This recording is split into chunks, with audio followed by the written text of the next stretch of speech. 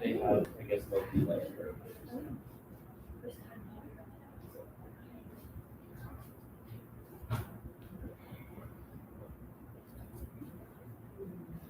It's good? Yeah, I think so, yeah.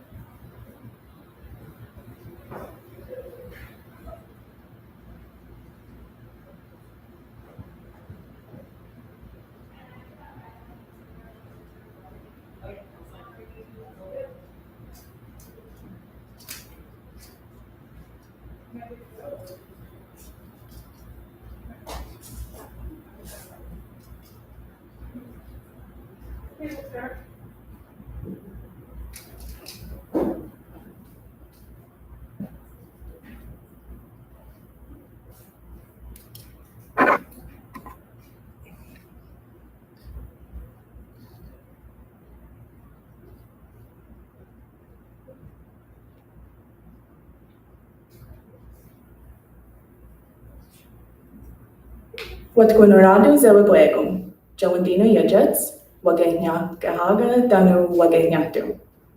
Hello, my name is Jawandina. I am from the Ganyakahaga Nation and I am Turtle Clan.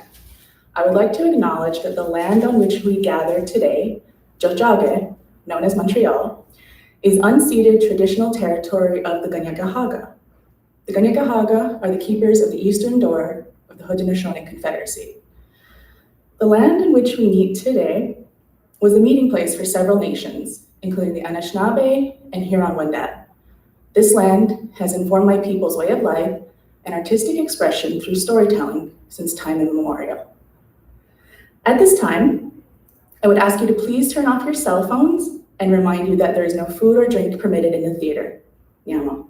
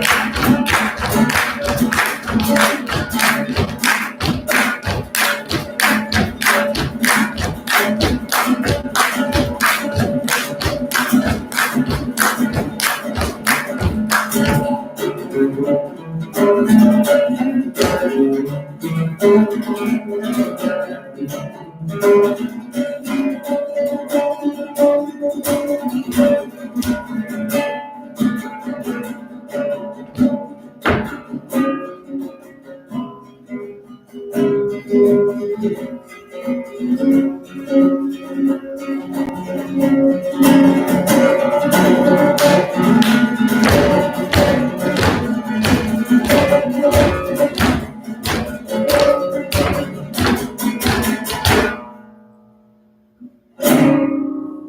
sooth, I know not why I am so sad. It wearies me, you say it wearies you. But how I caught it, found it, or came by it, what stuff 'tis made of, wherever it is born, I am to learn. And such a want-wit sadness makes me that I have much ado to know myself. Your mind is tossing on the ocean.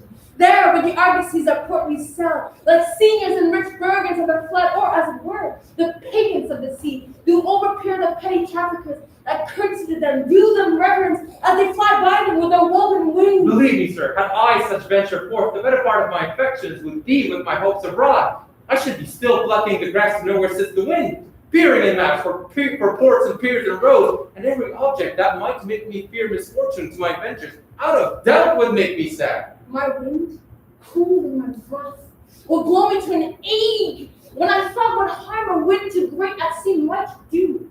I should not see the sandy hourglass run, but I should think of shallows in the flats, and my wealthy Andrew ducked in sand, bathing her high top, lowered in her ribs to kiss her brow. Should I go to church and see the holy edifice of stone, and not bethink me of dangerous rocks, which by touching but my gentle vessel aside, will scatter all her spices on the stream, and roll my roaring waters with my silk? And, in a word, and not with this, and not with nothing. Shall I think on this? Or shall I like the thought that such a thing would make me sad, but tell not me? I know Antonio is sad to think upon his merchandise. Believe me, no. I thank my fortunes for it. My ventures are not in one bottom trusted, nor to one place, nor is my whole estate upon the fortunes of this present year. Therefore, my merchandise makes me not sad. Why? Then you're in love. Fie. Not in love, neither. Then let us say you are married because you are not sad. It was easy for you to laugh and leap and say that you are sad because you are not married. Now, by two-headed Janus, nature has framed strange fellows in her time. Some that will evermore peep through the eyes and laugh at the bagpiper, and others with such a vinegar aspect that will not show their teeth and wear a smile, though less it swears the jest be laughable.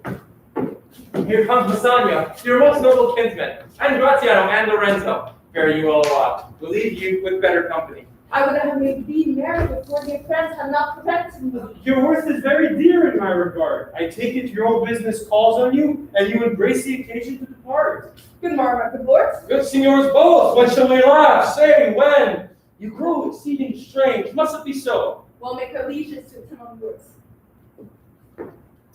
My lord Bassanio, since you have found Antonio, we too will leave you. But at dinner time, I pray you have in mind where you must meet. I will not forget. You look not well, Signor Antonio.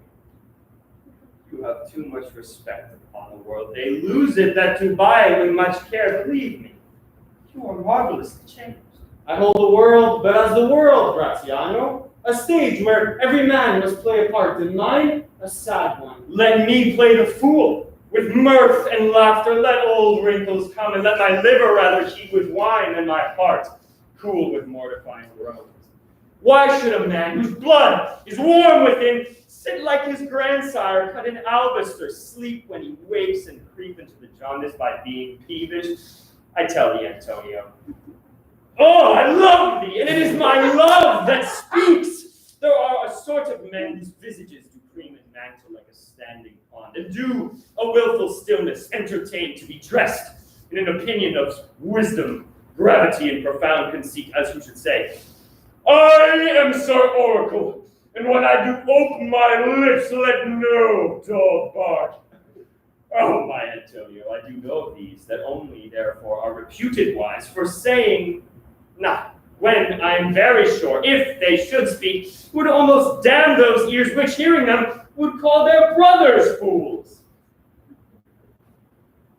I'll tell you more of this another time, but fish not for this melancholy bait, for this fool gudgeon, this opinion. Come, good Lorenzo, fare ye well a while. I'll end my exhortation after this. Well, we will leave you then till dinner time. I must be one of these same dumb wise men, for Graziano never lets me speak. Well, keep me company, but 2 years mo, thou shalt not hear the sound of thine own tongue. Farewell, I'll grow talker for this beard. Thanks, I faith. 4. Silence is only commendable if it eats tongue dried and a maid not bendable.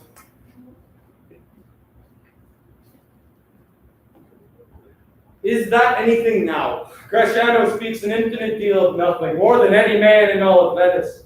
His reasons are as 2 grains of wheat hid in 2 busses of chaff. You shall spend all day ere you find them. When you have them, they're well not worth the search. Well, tell me now, what lady is the same to whom you swore a secret pilgrimage that you today promised to tell me of? 'Tis not unknown to you, Antonio, how much I have disabled my estate by something showing a more swelling port than my fate means to grant continuous. Nor do I make moan to be abridged from such a noble rate, but my chief care is to come fairly off from the great debts where in my time something too prodigal left me gagged. To you, Antonio, I owe the most, in money and in love. And in your love, I have a warranty to unburden all my plots and purposes, how to get clear of all the debts I owe. I pray you, good Bassanio, let me know it. And if it stand as you yourself still do, within the eye of honor, be assured, my person, my extremest means lie all unlocked to your occasions. In my school days, when I had lost one shaft, I shot his fellow the self-same flight, the self-same way, with more advised watch, to find the other forth. And by adventuring both, I oft found both. I urge this childhood proof, because what follows is pure innocence. I owe you much, and like a willful youth, that which I owe is lost. But, if you please to shoot another arrow, that self-way which you did shoot the first, I do not doubt, as I will watch the aim, or to find both, or to bring your latter hazard back again, and eventually rest better for the first. You know me well, and herein spend but time to wind about my love with circumstance. And out of doubt, you do me now more wrong in making question of my uttermost than if you had made waste of all I have. Then do, but say to me what I should do, that in your knowledge may by me be done, and I impress them to it, therefore speak. In Belmont is a lady richly left, and she is fair than that word of wondrous virtues. Sometimes from her eyes I did receive fair speechless messages. Her name is Portia, nothing undervalued to Cato's daughter. Brutus's Portia, nor is the wide world ignorant of her worth, for the 4 winds blow in from every coast, renowned suitors. And her sunny locks hang on to the temples like a golden fleece, which makes her seat of Belmont called the Strand. Many adjacents come in quest of her, my Antonio. Had I but the means to hold a rival place with one of them, I have a mind for such thrift that I should questionless be fortunate. Thou knowest that all my fortunes are at sea. Neither have I money nor commodity to raise a present sum. Therefore go forth. Try what my credit can and Venice do, that shall be racked even to the uttermost, to furnish thee to Belmont, to fair Portia. Go. Presently inquire, and so will I, where money is, and I no question make, to have them I trust, or for my sake. By my troth, Nerissa, my little body is weary of this great world. You would be, sweet madam, if your miseries were in the same abundance as your good fortunes are. And yet, for aught I see, there sink that servant with nothing, as they that starve with nothing. There is no mean happiness, therefore, to be seated in the mean. Superfluity considered by white hairs, but competency lives longer. Good sentences, what else? They would be better if well followed. If to do were as easy as to know what were good to do, chapels have been churches, and poor men's cottages princes' palaces. It is a great divine that follows his own instructions. I can easier teach 20 what were good to be done than to be one of the 20 to follow mine own teaching. The brain may devise laws for the blood, but a hot temper leaps over a cold decree. Such a hair is madness, the youth to skip over the meshes of good counsel to cripple. But this reasoning is not in the fashion to choose me a husband. Oh, me, the word choose. I may neither choose whom I would nor refuse whom I dislike. So, is the will of a living daughter curbed by the will of a dead father? Is it not hard, Nerissa, I cannot choose one or refuse none. Your father was ever virtuous, and holy men after death have good inspirations. Therefore, the lottery that he hath devised in 3 chests of gold, silver, and lead, whereof who chooses his meaning, chooses you, will, no doubt, never be chosen by any rightly, but by one who shall rightly love. But what warmth is there in your affections towards any of these princely suitors that are already come? I pray thee, overname them. And as thou namest them, I will describe them, and, according to my description, I will let my affection. First, there's a Neapolitan prince. Aye, that's a colt indeed, for he doth nothing but talk of his horse, and he makes it a great appropriation to his own good parts that he can shew within himself. I am much feared, my lady, his mother played false with the smith. Then there's a County Palatine. Oh, he doth nothing but frown, as who should say, if ye will not have me choose. He hears merry tales and smiles not. I fear he will prove the weeping philosopher as he grows old, being so full of unmannerly sadness in his youth. I had rather be married to a death's head with a bone in his mouth than to either of these. God defend me from these two. How say you by the French lord, Monsieur Le Bon? God made him, and therefore let him pass for me. In truth, I know it is a sin to be a mocker, but he, what? He hath a horse better than the Neapolitans, a better bad habit of frowning than the Count Palatine. He is every man in know him. If a throstle sings, he falls straight a capering. He would fence with his own shadow. If I should marry him, I should marry 20 husbands. If he would despise me, I would forgive him. For if he were to love me to madness, I shall never quit him. How say you then to Falconbridge, the young Baron of England? You know I say nothing to him, for he understands not me, nor I him. He hath neither Latin, French, nor Italian. And you will come into the court and swear that I have a 4 pennyworth in the English. He is a proper man's picture. But alas, who can converse with a dumb show? How oddly he is suited. I think he bought his doublet in Italy, his round hose in France, his bonnet in Germany, and his behavior everywhere. What think you of the Scottish lord, his neighbor? Then he hath a neighborly charity in him. For he borrowed a box of the ear of the Englishman and swore he would pay him again when he was able. I think the Frenchman became a surety and sealed under for another. How like you the young German, the Duke of Saxony's nephew? Oh, very vilely in the morning when he is sober, and most vilely in the afternoon when he is drunk. When he's best, he is a little worse than a man, and when he's worse, he's a little better than a beast, and the worst fall that ever fell. Oh, I hope I shall make shift to go without him.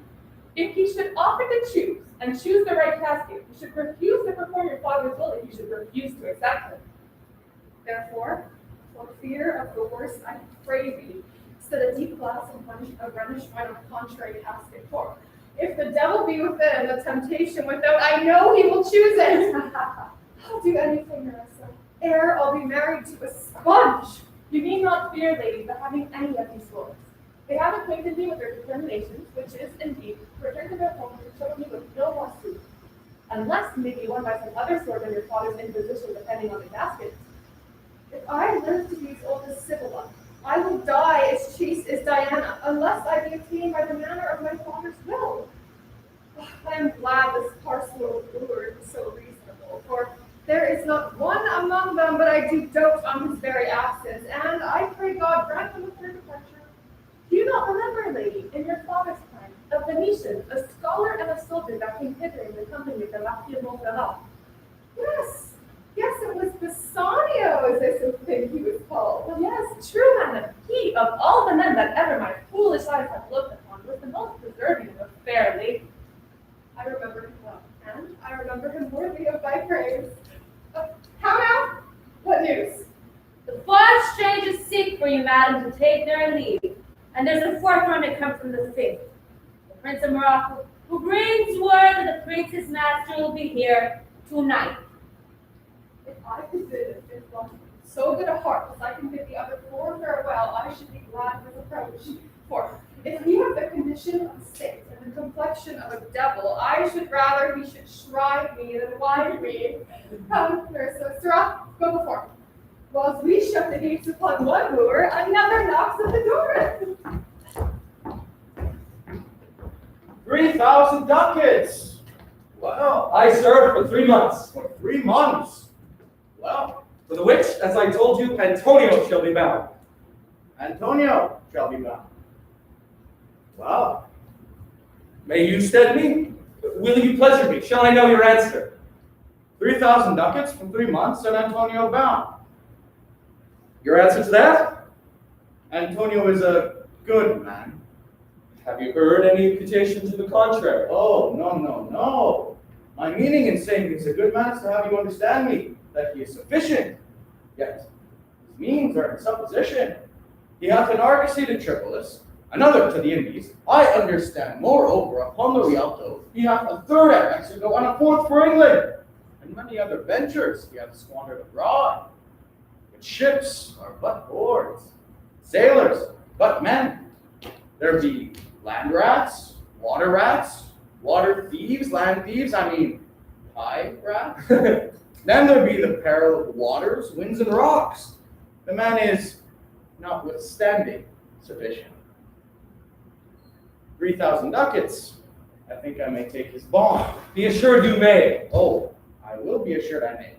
And that I may be assured I will bethink me. May I speak with Antonio? If it pleases you to dine with us. Yes.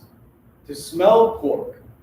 To eat of the habitation which your prophet, the Nazarite, conjured the devil into. I will buy with you, sell with you, walk with you, talk with you, but I will not eat with you, drink with you, nor pray with you. What news on the Rialto? Who is he comes here? This is Signor Antonio. How like a fawning publican he looks. I hate him, for he is Christian. But more for that, in low simplicity, he lends out money gratis, and brings down the rate of usage with us here in Venice. If I can catch him once upon the hip, I feed fat the ancient grudge I bear him. He hates our sacred nation, and he rails even there where merchants do congregate on me, my bargains, and my well-won thrift, which he calls interest. Cursed be my tribe if I forgive him. Shylock, do you hear? I am the baby of my present store, and by the mere guess of my memory, I cannot raise full sum of 3,000 ducats. What of that? Tubal, a wealthy Hebrew of my tribe will furnish me. But stop, how many months do you desire? Rest you fair, good Signor. Your worship was the last man in our mouths. Shylock, although I neither lend nor borrow by taking nor by giving of excess, yet to supply the right wants of my friend, I'll break a custom. Is he yet possessed how much he would? Aye, 3,000 ducats. And for 3 months? Oh, I had forgot. 3 months. You told me so. Well then, let me see your bond. But hear you, methought you neither lend nor borrow upon advantage. I do never use it. When Jacob grazed his uncle Laban's sheep, this Jacob from our holy haven was, as his mother, who wrought in his behalf, the third possessor. Aye, he was. And what of him? Did he take interest? No, not take interest. Not as you would say, directly interest. Mark what Jacob did. When Laban and himself were compromised, that all the evenings which were streaked and pied should fall as Jacob's hire, the ewes, being rank in the end of autumn, turned to the rams. And when the work of generation was between these woolly breeders in the act, the fulsome shepherd peeled me certain wands, and in doing of the deed of kind, peeled me certain wands, and conceiving did in evening time fall party-colored lambs. And these were Jacob's. And he was blessed, and thrift is blessing, if men steal it not. This was a venture, sir, that Jacob served for, a thing not in his power to bring to pass, but swayed and fashioned by the hand of heaven. Was this inserted to make interest good, or is your gold and silver used at rams? I make it read us fast, but no, senor.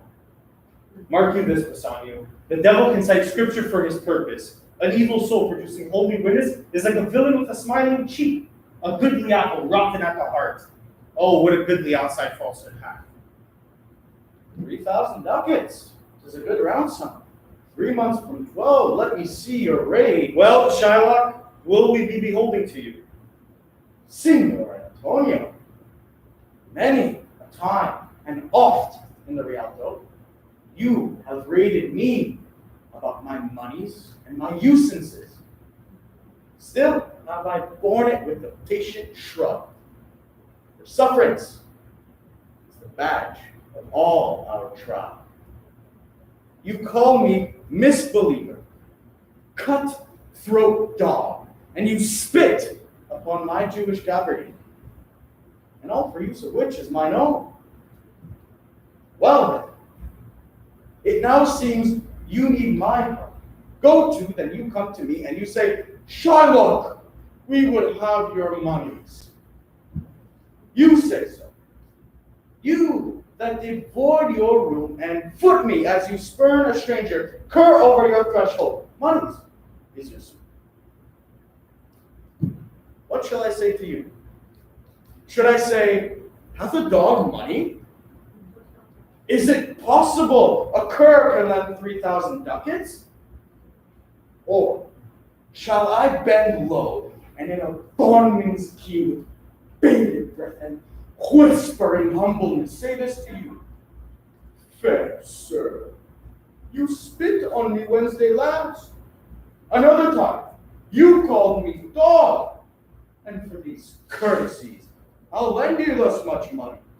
I am as like to call thee so again, to spit on thee, to spurn thee too.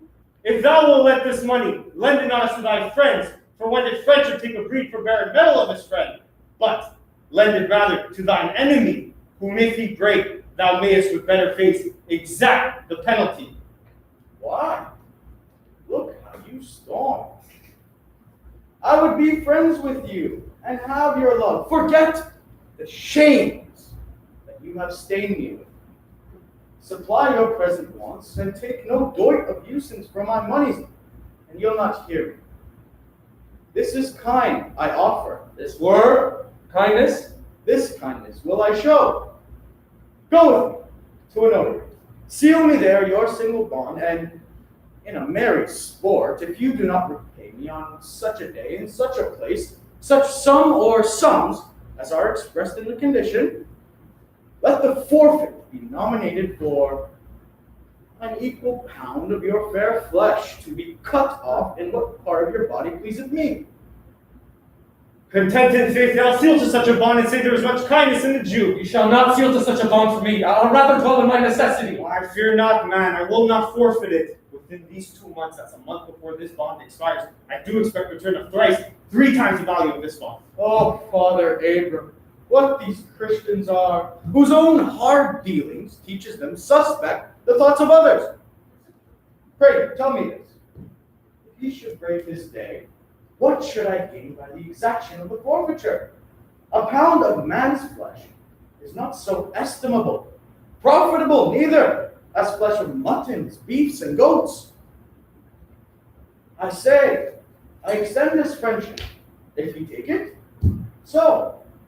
If not, adieu. And for my love, I pray you wrong me not. Yes, Shylock, I will seal him to this bond. Well, meet me forthwith at a notary. Give him direction for his merry bond, and I will purse the ducat straight. See to my house in the fearful guard of an unthrifty knave, and presently I will be with you. I, the gentle Jew.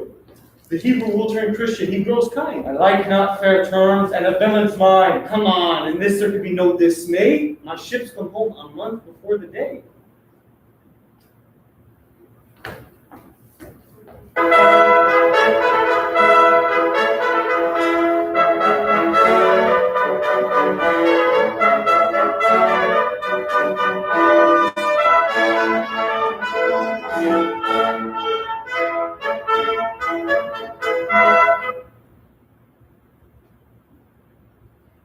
Mislike me not for my complexion, the shadowed livery of the burnished sun, to whom I am a neighbor and near bred.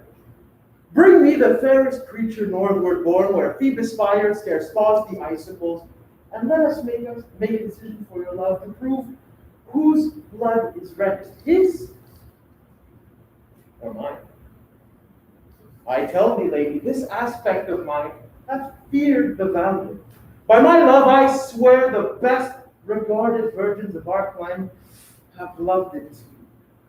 I would not change this hue, except to steal your thoughts, my gentle queen. In terms of choice, I am not solely led by nice direction of a maiden's eyes. Besides, the lottery of my destiny hath barred me the right of voluntary choosing. But if my father had not scanted me and hedged me by his wit, to yield myself his wife who wins me by that means, I told you, yourself, renowned prince, then stood as fair as any comer I have looked on yet for my affection. Even for that I thank you. Therefore I pray you, lead me to the caskets to try my fortune. By this scimitar that slew the Sophie and the Persian prince, that won 3 fields of Sultan Suleiman, I will outstare the sternest eyes that look, outbrave the heart most daring on the earth, pluck the young sucking cubs from the she-bear, yea, mock the lion when he roars for prey, to win thee, lady. But alas, the wild, if Hercules and Lycus play at dice, which is the better man? The greater throne may turn by fortune from the weaker hand. And so is Alcides beaten by his page, and so may I, blind fortune leading me, misstep which one unworthier may attain, and die with grieving. You must take your chance, and either not attempt to choose at all, or swear before you choose. If you choose wrong, never to speak to lady afterward in the way of marriage. Therefore, be advised. Nor will not. Come, bring me unto my chance. First, forward to the temple. After dinner, your hazard shall be made. Good fortune then, to make me blessed or cursed is the right time.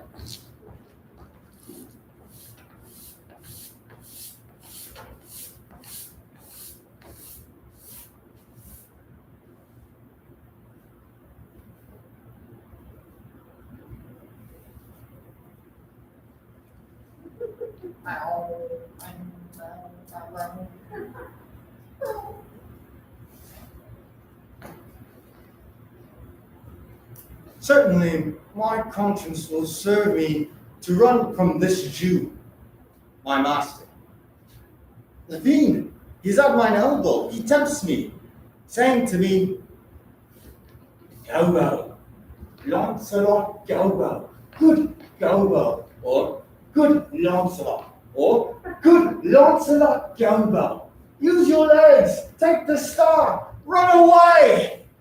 My conscience says, no, take heed, honest Lancelot. Take heed, honest Galbo. Or as was said, honest Lancelot Galbo. Do not run, score running with thy heels. The more courageous fiend bids me back. Yah! Says the fiend. Away! Says the fiend. Rouse up a brave mind, says the fiend, and run! My conscience hanging about the neck of my heart says very wisely to me, my friend, honest Lancelot, being the son of an honest man, or rather an honest woman, for indeed did my father make snap, something grow too. He had a kind of taste. Well, my conscience says, Lancelot, bouge not.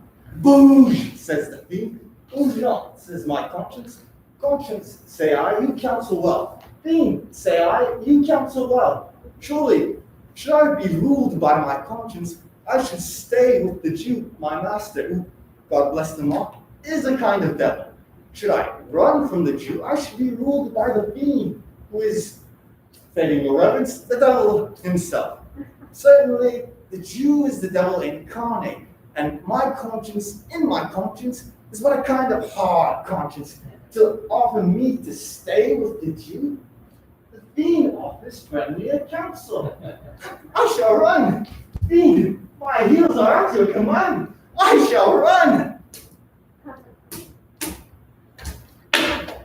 Ah! Master, young man, you! I pray you, which is the way to Master Jude? ill-begotten father who, he being sand blind, high gravel blind, knows me not. I will try confusion with him. Master, young gentleman, you! I pray you, which is the way to Master Jews? Turn up on your right hand at the very next turning, but at the very next turning up all on your left. Mary, at the very next turning of no hand, turn down indirectly to the Jew's house. Certes, 'twill be a hard way to hit. I pray you, tell me, whether one Lancelot that dwell with him,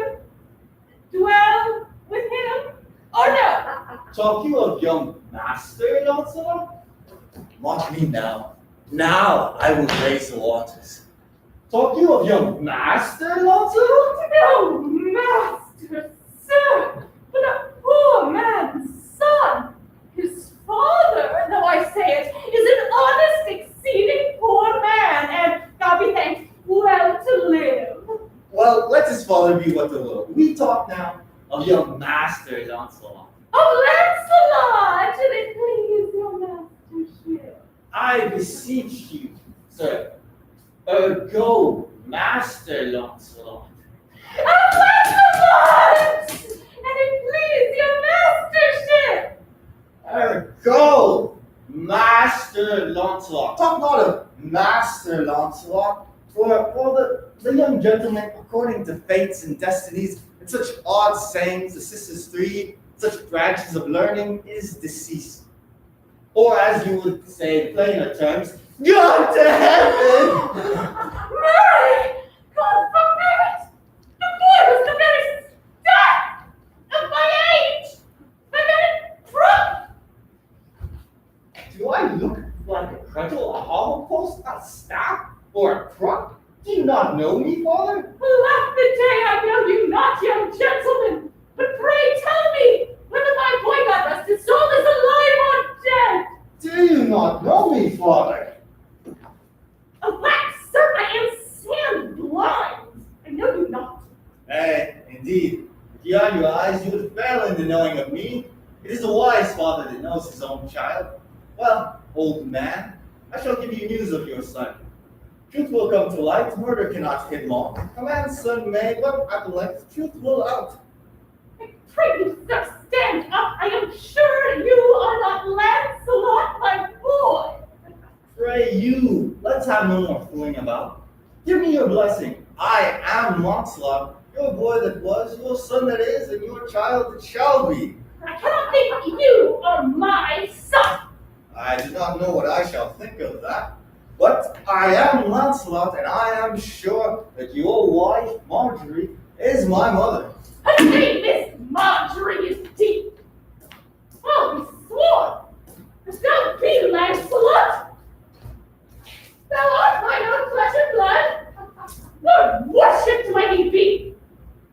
What a beard hast thou got. Thou hast more hair on thy chin than Dobbin, my fiddle horse has got on his tail. Well, it should seem that Dobbin's tail grows backwards, for he hath more hair on his tail than I have on my face last I saw him. Lord worship. How thou art changed. How dost thou and thy master agree?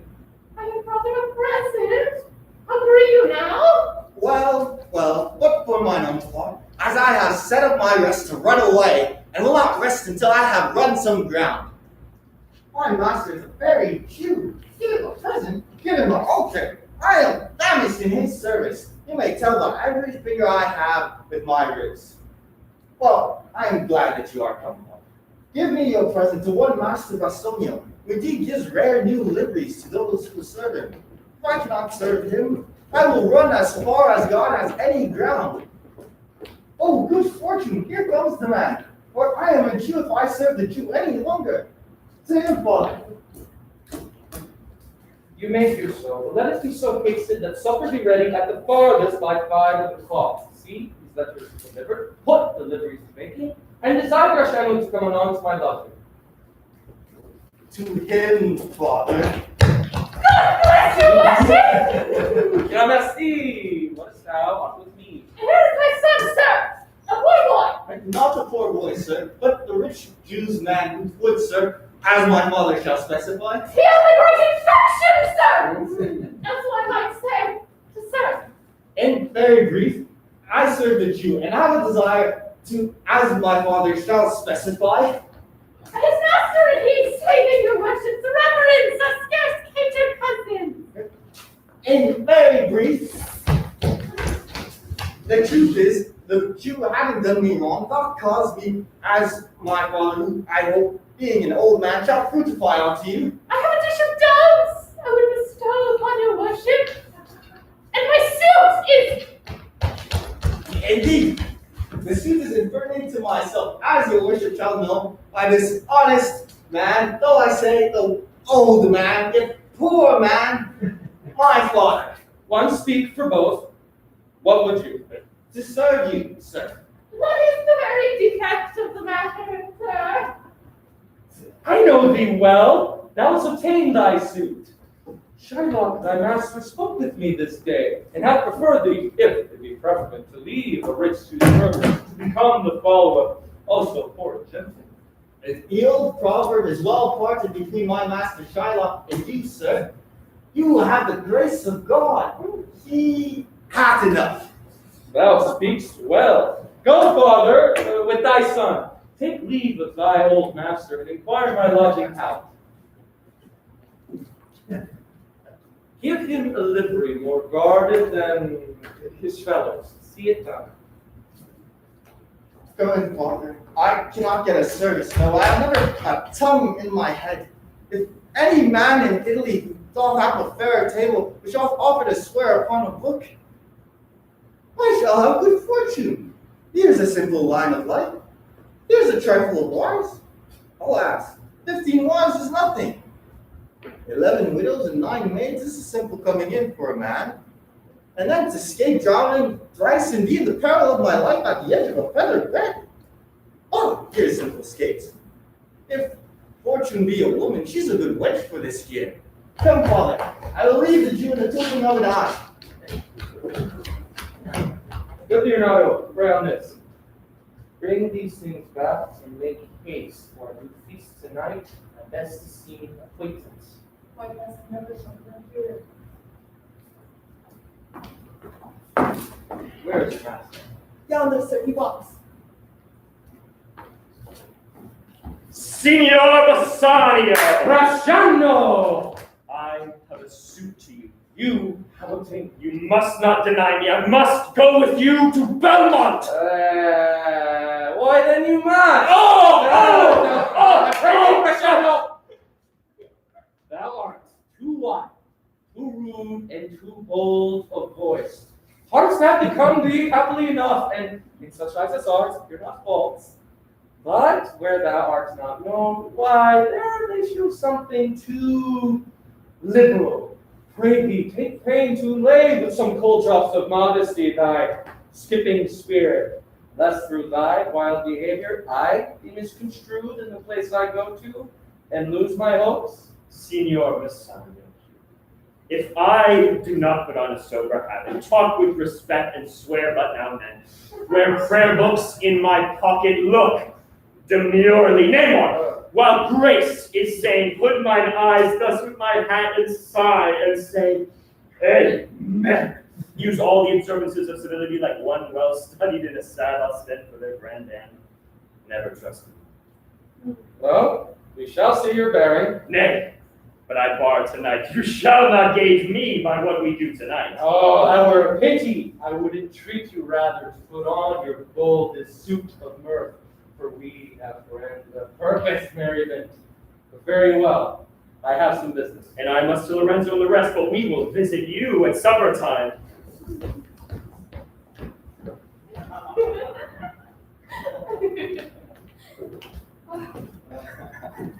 Sorry thou leave my father so. Our house is hell. And thou, a merry devil, didst rob it of some taste of tediousness. But fare thee well. There's a ducat for thee. And Launcelot, soon at supper shalt thou see Lorenzo, who is thy new master's guest. Give him this letter, and do it secretly. And so farewell. I will not have my father see me talk with you. Oh, Adieu. Tears exhibit my tongue. Oh, adieu, most beautiful pagan, most sweet Jew. If a Christian did not play the name and get thee, I am quite deceived. These foolish drugs do something drown my manly spirit. Adieu. Farewell, good Lancelot.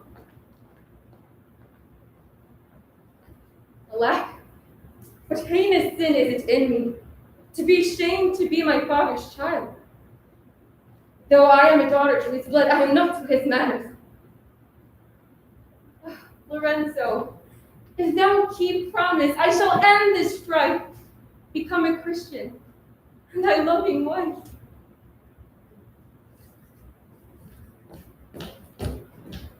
Hey, we will slink away in supper time, disguise us at my lodging, and return all in an hour. We have not made good preparation. We have not yet spoken of Torchbearer. It's vile, unless it may be point the order, and better in my mind not undertook. 'Tis now but 4 o'clock. We have 2 hours to furnish us. Friend Lancelot, what's the news? It shall please you to break this up, shall signify. Oh, I know the hand, and faith is a fair hand, and fairer than the paper writ on is the fair hand that writ. Love news and faith. Well, by Lisa, Whither goest thou? marry, sir, to bid my old master the Jew to sup tonight with my new master the Christian. Hold here. Take this. Tell gentle Jessica I will not fail her. Speak it privately. Go, gentlemen. Will you prepare you for this mass tonight? I am provided of a torchbearer. Aye, Mary, I'll be gone about this shirt. And so will I. Meet me in Gratiano's lodging some hour hence. It's good we do so.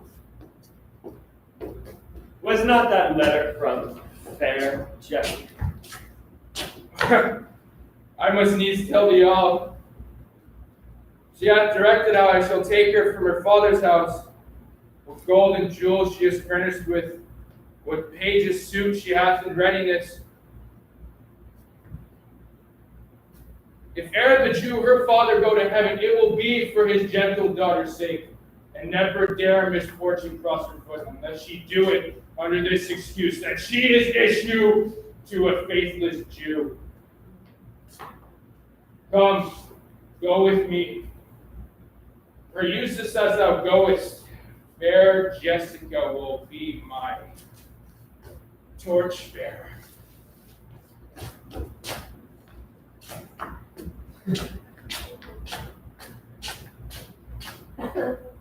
Well, thou shalt see. Thy eyes will be thy judge. The difference between old Shylock and Bassanio. What, Jessica? Thou shalt not gormandize as thou hast done with me. What, Jessica? And sleep and snore and rend apparel out? Why, Jessica, I say! Why, Jessica! Who bids thee call? I do not bid thee call. Your worship was wont to tell me that I cannot do without bidding. Call you? What is your will? I am good forth for supper, Jessica. There are my keys. But wherefore should I go? I'm not bid for love. They flatter me, but yet I go in hate to feed upon the prodigal Christian. Jessica, my girl, look to my house. I am right loath to go. There is some ill brewing towards my rest, for I did dream of money bags tonight. Go, sir. My master doth expect your approach. So do I his. And they have conspired together. I will not say you shall see a mass, but if you do, it was not for nothing that my nose fell on a bleeding on Black Monday at 6 o'clock. Falling out that year on Ash Wednesday was 4 year in the afternoon. What are their masks? Hear you me, Jessica, when you hear the drum and the vile squealing of the wry-necked fife? Clamber not up to the casements then, nor thrust your head up into public streets to gaze upon Christian fools and varnished faces. But shut my house's ears, I mean my casements. Let not the sound of shallow foppery enter my sober house. By Jacob's staff I swear, I have no mind of feasting for tonight. But I will go. Go you before me, sirrah. Say I will come. I will go before, sir. Mistress, look out that window. For all this, there will come a Christian boy with a Jew's eye. What says that fool of Haggard's offspring, huh? His words were, farewell, mistress, nothing else. The Dutch is kind enough, but a huge feeder, snail slow in profit, and he sleeps by day more than the wild cat. Jones had not with me. Therefore I part with him, and part with him, the one that would have him help waste his borrowed purse. Well, Jessica, go inside.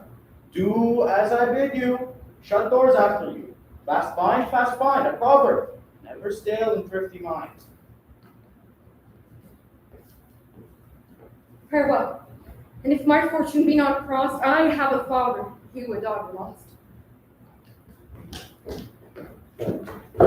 This is the penthouse under which Lorenzo desires to make stand. His hour is almost past. It is a marvelly outwellest hour for lovers ever run before the clock. Oh, 10 times faster pitches black and still above the rain, that they are wont to keep obliged paper prevented. That ever holds. Who riseth from a feast with that same keen appetite that he sits down? Where is the horse that doth untread its same tedious measures with the same unbaited fire that it did pace them first? All things that are with greater spirit chased than enjoyed. How like a younger or a prodigal that scarfed bark puts from its native bay, hugged and embraced by the strumpet wind. How like a prodigal doth she return with over-weathered ribs, ragged sails, lean, rent, and beggared by the strumpet wind. Oh, here comes Lorenzo, Lord Bisnet. Sweet friends, your patience for my long abode. Not I, but my affairs have made you wait. But you shall please to play the thief for wives. I'll watch as long for you then. Approach! Here dwells my father Jew.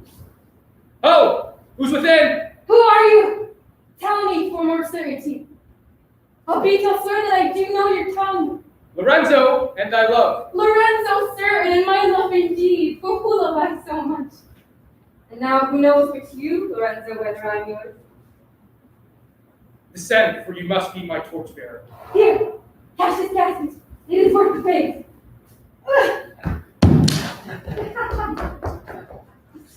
I'm glad to tonight do not look on me, for I'm much ashamed of my exchange. Love is blind, and lovers cannot see the pretty follies that themselves commit. For if they could, Cupid himself would blush to see me thus transformed to a boy.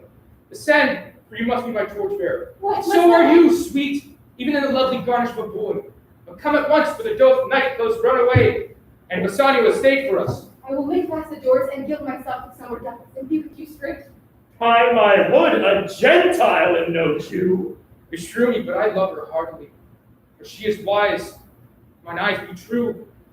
She is fair, if mine eyes be true, and true she is, as she hath doth prove herself. And therefore, like herself, wise, fair, and true shall she be placed in my constant soul. What? Art thou come? On, gentlemen, away! Our masking mates by this time for us stay. Who's there? Signor Antonio. Fine, Graziano. Where are all the rest? 'Tis 9 o'clock, our friends all stayed for you. No mass tonight. The wind has come about. Bassanio presently will go aboard, and I sent 20 out to seek for you. I'm glad of it. I desire no more delight than to be under sail and gone tonight.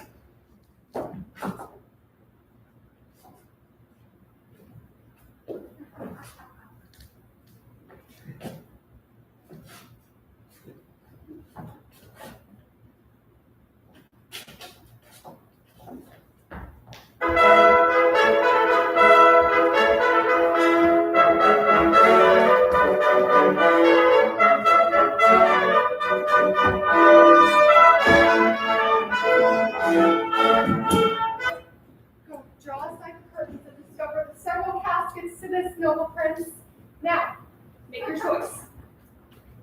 Ooh. The first of gold, who this inscription bears, who chooseth me shall do what many men desire.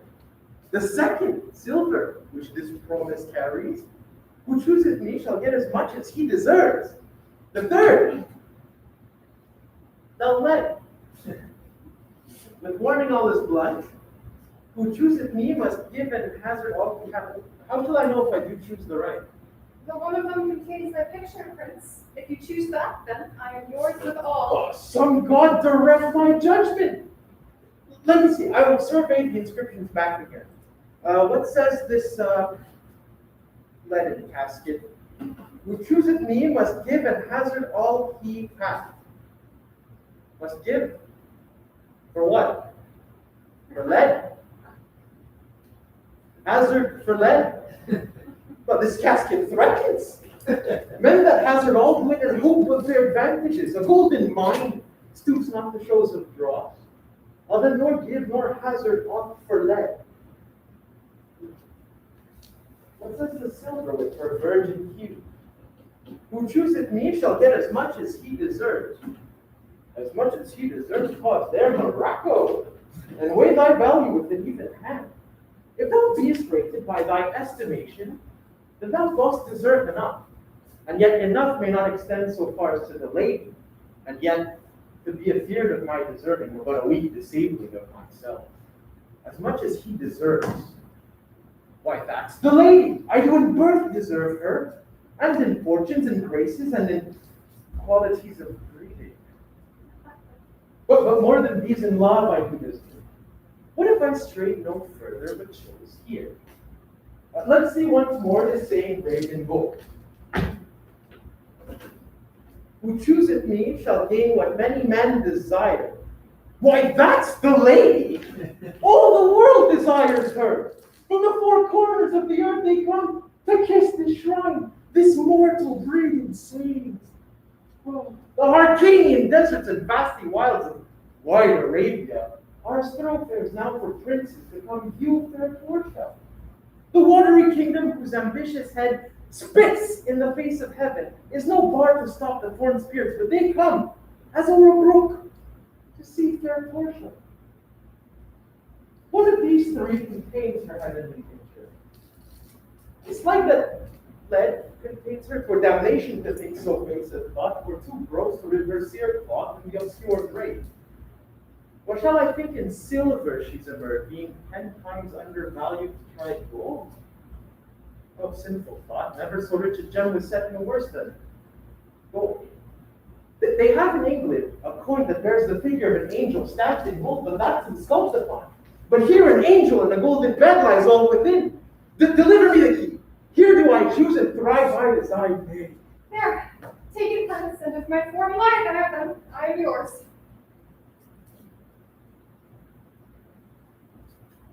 Oh, hell! What have we here?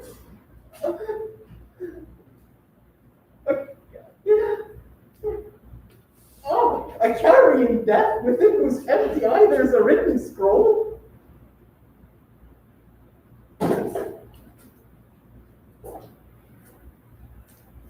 I'll read the writing.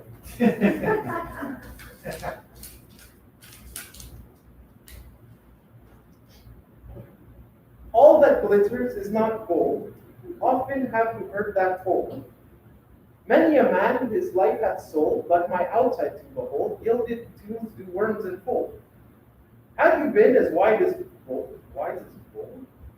Young in limbs and judgment bold, your answer had not been in scroll. Fare you well, your suit is cold, cold indeed and labor lost. Then farewell keep and welcome frost. Portia, adieu. I have too grieved a heart to take a tedious leave. Thus losers part.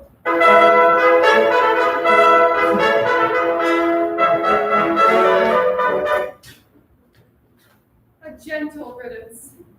Draw the curtains, go, but all of his complexion, choose me so. One that I saw Bassanio in the cell, with him Gratiano going along, and in their ship, I'm sure Lorenzo is not.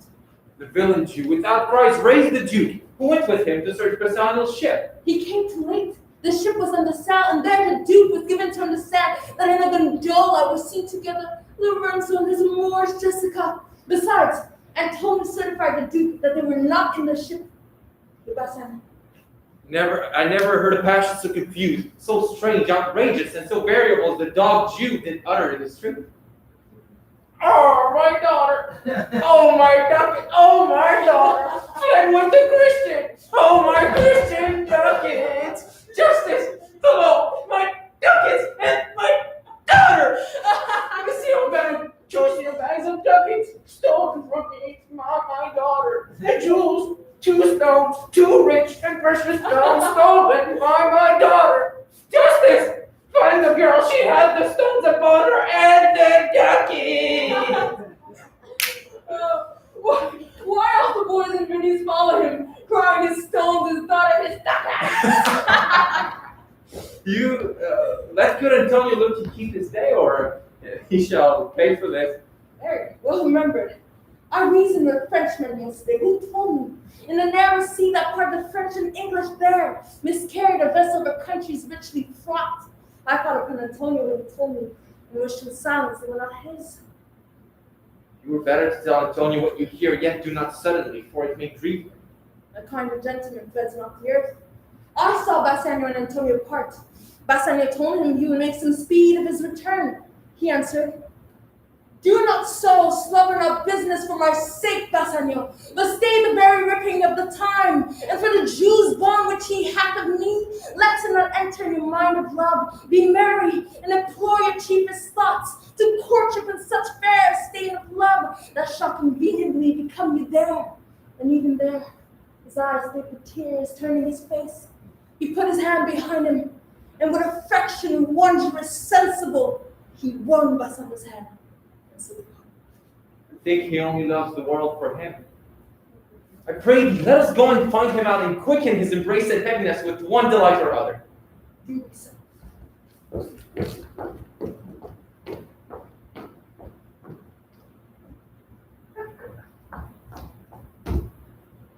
Quick! I pray thee, draw the curtain straight. The Prince of Arabia has taken his ugly costume election presently.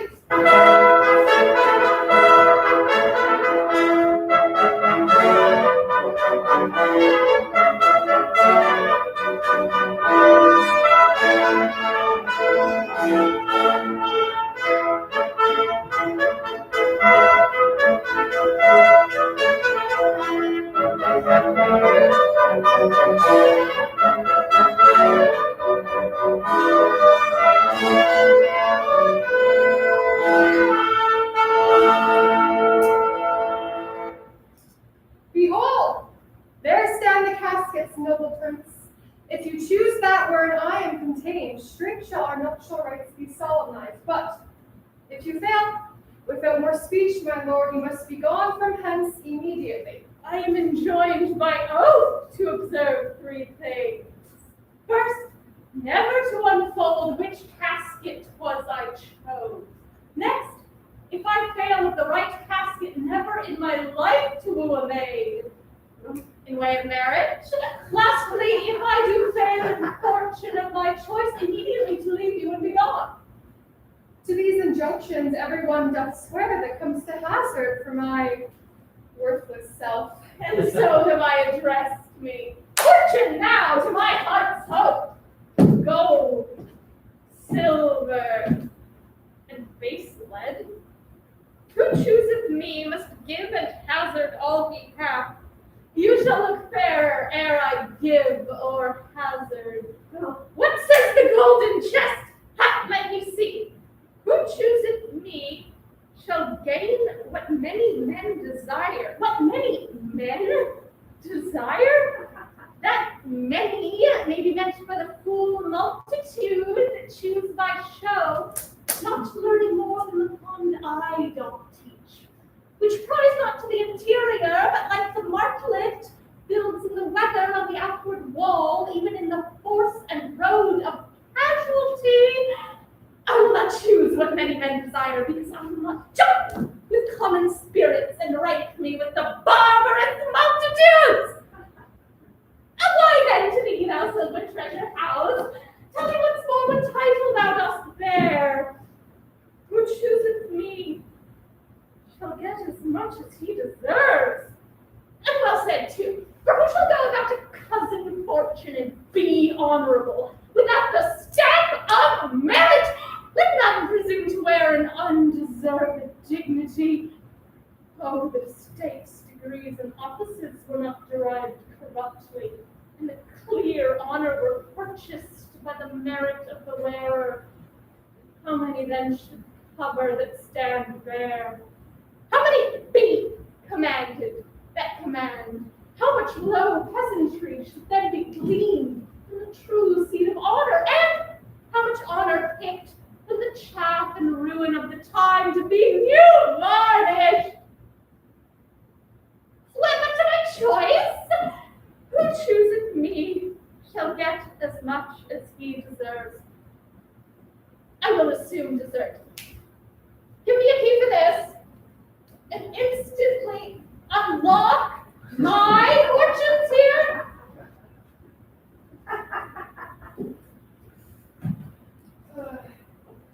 Too long a pause for that which you find there. What is here? The portrait of a blinking idiot presenting me a statue.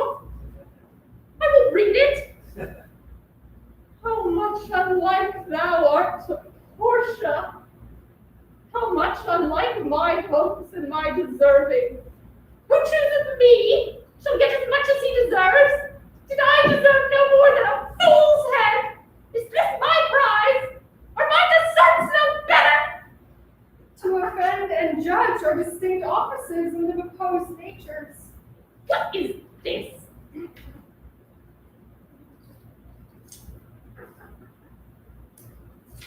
The fire 7 times tried this, 7 times tried that judgment is, that did never choose amiss.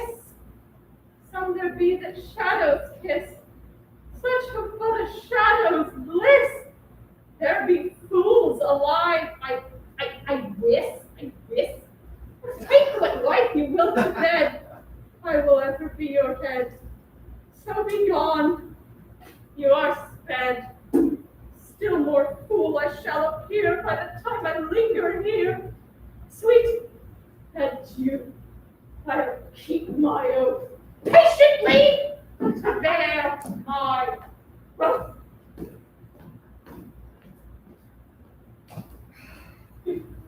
Thus hath the candle singed them off. Ugh, these deliberate fools! When they do choose, they have the wisdom by their wit to lose. The ancient saying is no heresy.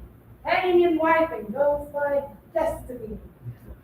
Come, draw the curtain, Araceli.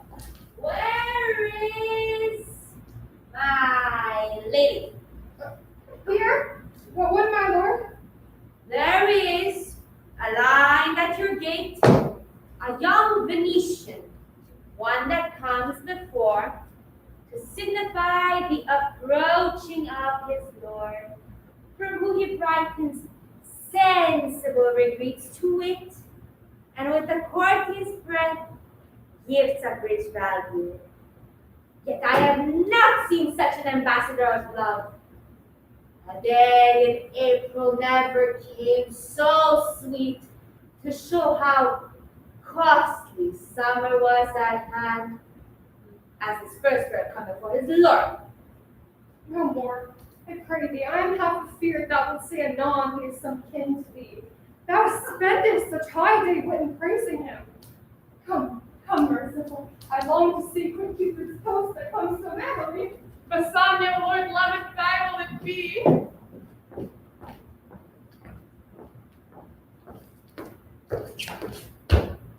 Now, we'll use on the Rialto. Why, yet he lives unchecked. Then Antonio had the ship. The good winds, I think they call the place.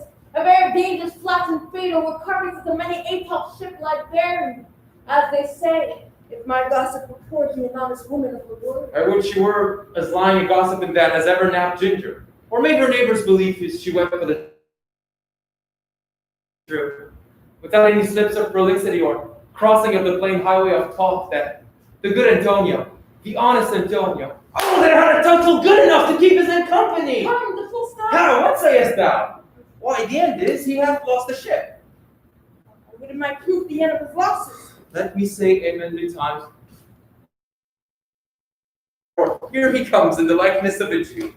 How now, Shylock, when you was among the merchants? You know none so well. None so well as you of my daughter's flight. That's certain. After my part knew the tail that made the wind fall. And Shylock for his part knew the bird was pleasure. And it isn't the complexion of them all to leave the devil. She is damned for it. That's certain. If the devil be her judge, My own flesh and blood to rebel. how appointed will carry it? Rebels it in these years. I say my daughter is my flesh and blood. There's more difference between your blood than there is between your wine and British. But tell us, do you hear whether Antonio have had any loss at sea or not? There, I have another bad match. A bankrupt, a prodigal, who dare scarce show his head on the Rialto. A beggar that was used so smug upon the mart. Let me look to his bond. He was wont to call me a usurer. Let him look to his bond. He was wont to lend money for a Christian courtesy. Let him look to his bond. Why, I'm sure if he forfeit, thou does not take his flesh. What's that good for? To bait fish withal. If it will feed nothing else, it will feed my revenge. He hath disgraced me and hindered me. 500,000 laughed at my losses, mocked at my gains, scorned my nation, thwarted my bargains, cooled my friends, heeded mine enemies. And what's his reason? I am a Jew. Hath not a Jew eyes? Hath not a Jew hands? Organs? Dimensions? Senses? Affections? Passions? Fed with the same food? Hurt with the same weapon? Subject to the same diseases?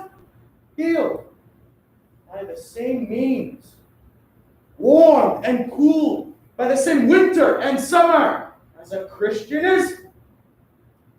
If you prick us, do we not bleed? If you tickle us, do we not laugh? If you poison us, do we not die? And if you wrong us, shall we not revenge? If we are like you and the rest, we will resemble you in that. If a Jew wrong a Christian, what is his humility? Revenge. Now, if a Christian wrong a Jew, what should his sufferance be? By Christian example. By revenge. The villainy you teach me, I will execute, and it shall go hard. But I will better the instruction. Gentlemen, my master Antonio is at his house and desires to speak to you about. We have been up and down to see him. Here comes another of the tribe. A third cannot be matched, unless the devil himself turned Jew. Oh, how now, Tubal? What news from Genoa? Hast thou found my daughter? I did came or I did hear of her, but cannot find her. Oh, Why? there, a diamond gone. Cost me 2,000 ducats in Frankfurt. The curse never fell on our nation till now. I never felt it till now. 2,000 ducats in that, and many other precious jewels.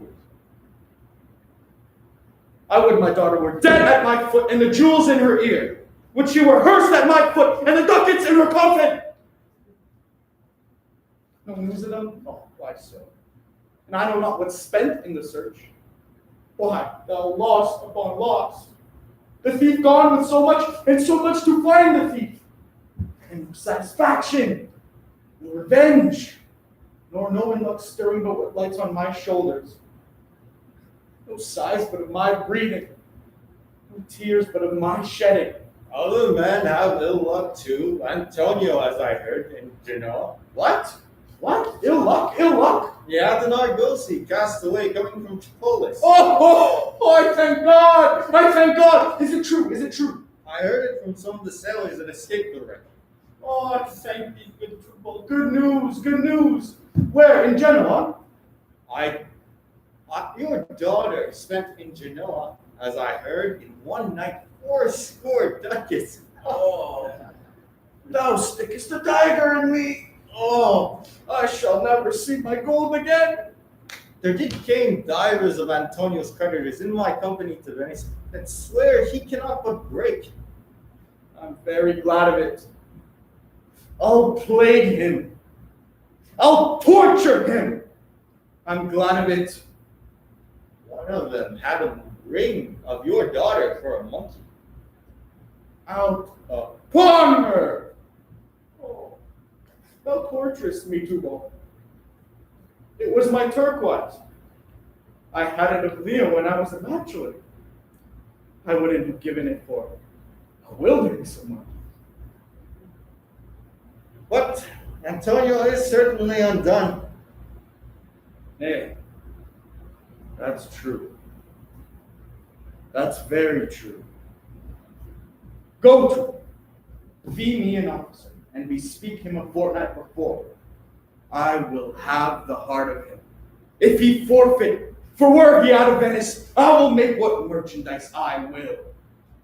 Go to meet me at our synagogue. Go, Tubal, at our synagogue, Tubal.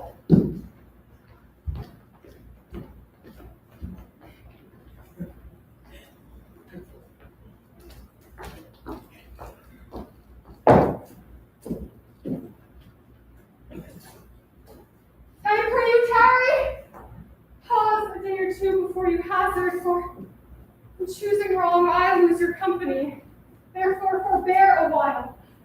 For something tells me, but it is not love. I would not lose you.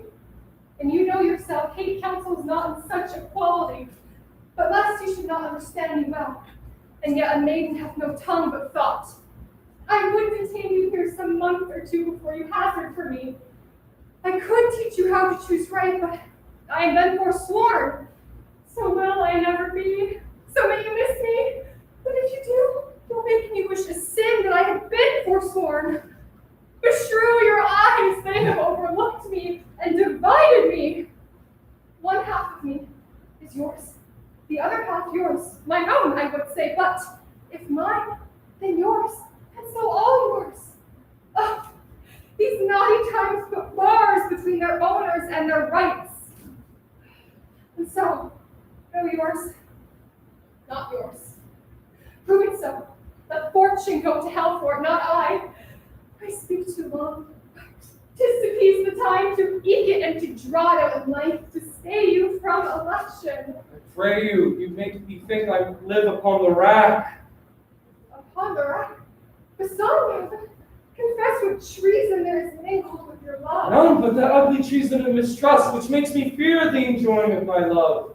There might as well be amity in life between stone and fire as treason and my love. I fear you speak upon the rack where men in force do speak anything. Promise me life and I'll confess the truth. Why? Confess and live. Confess and love has been the sum of my very confession. Oh, happy torment. My torture doth give me answers for deliverance. But let me to my fortune and the caskets. Away then! I am locked in one of them. If you do love me, you will find me out.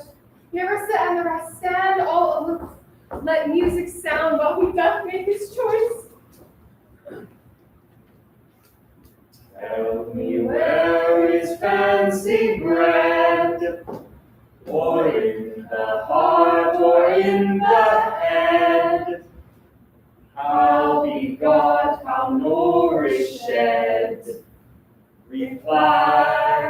we fly. It is engendered in the eyes, with gazing fed and fancy dies, in the cradle where it lies. Let us all ring fancy's knell, ding dong bell.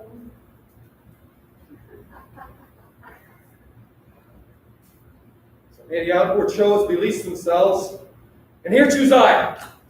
Joy be the consequence.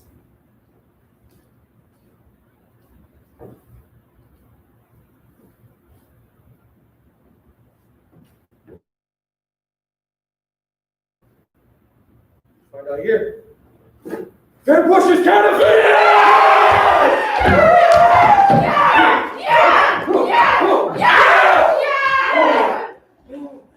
What demigod has come so near creation? Move these eyes? Or when the writing on the balls of mine seemed in motion? Here are severed lips, parted with sugar breath. So sweet a bar should sunder such sweet friend. Here's your hair. The painter plays the spider, and hath woven a golden mesh to entrap the hearts of men, faster than gnats and cobwebs. Her eyes! How could he see to do them? Having done one, methinks it should have power to steal both his and leave itself unfurnished. Yet look how far the substance of my praise doth wrong the shadow of underprizing it. So far the shadow is limp behind the substance. Here's the scroll, attainment, summary of my fortune. You that choose not by the view, chance is fair, and choose is true. Since this fortune falls to you, be content and seek no new. If you be well pleased with this, and holds your fortune for your bliss, turn you where your lady is, and claim her with a loving kiss.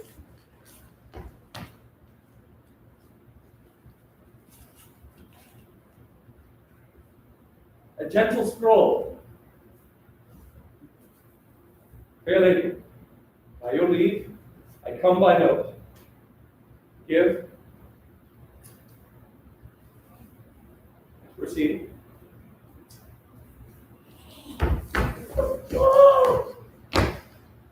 Like one of two contending in a prize, methinks he hath done well in people's eyes. Hearing applause and universal shout, giddy in spirit, some gazing in a doubt whether these pearls of praise be his or no. So, thrice, dear lady, stand I, even so, as doubtful whether what I see be true, until confirmed, signed, and ratified by you. You see me, Lord Bassanio, where I stand, such as I am. Though for myself alone I would not be ambitious in my wish to wish myself much better, yet for you I would be trebled 20 times myself, 1,000 times more fair, 10,000 times more rich, but only to stand high in your account. I might in virtue, beauties, livings, friends exceed account, but the full sum of me is sum of something which, determined gross, is an unlessoned girl, unschooled, unpracticed, happy in this. She is not yet so old, but she may learn. Happier in this, she is not bred so dull, but she can learn. Happiest of all is that her gentle spirit commits itself to yours as to be directed from her lord, her governor, her king. Myself, and what is mine to you and yours is now converted, but I was the master of this fair mansion, master of my servants, queen over myself, and even now, but now, this house, these servants, and this same myself are yours, my lord. I give them with this ring, which, when you part from, lose, or give away, let it presage the ruin of our love, and be my vantage to exclaim on you. Madame, you have bereft me of all words. Only my blood speaks to you in my veins. There is much confusion in my powers, as after some oration fairly spoke by a beloved prince, there doth appear amongst the buzzing pleased multitude, where every something, being blent together, turns into a wild of nothing, save of joy, expressed and not expressed. But when this ring parts from this finger, then parts life from hence, all of them be pulled to say, Bassanio's dead. My lord and lady, it is now our time that have stood by and seen our wishes prosper, to cry good joy, my lord and lady. My lord Bassanio and my gentle lady, I wish you all the joys that you can wish for. I am very sure you can wish none from me. And when your honors mean to solemnize the bargains of your faith, I do beseech you, I may be married too. By all my heart, so thou canst get a wife. My lord Bassanio, my eyes can look as swift as yours. You saw the mistress, I beheld the maid. You loved, I love for intermission. No more pertains to me than you, my lord. Your fortune stood upon the casket there, and so did mine too, as the matter falls. For wooing her until I sweat again, and sweating until my very roof was dry with oaths of love. At last, if promise last, I made a promise of this fair one here to have her love, provided your fortune gained her mistress. Is this true, Nerissa? Madam, it is, if you stand so pleased with all. Do you, Gratiano, mean good faith? Yes, faith, my lord.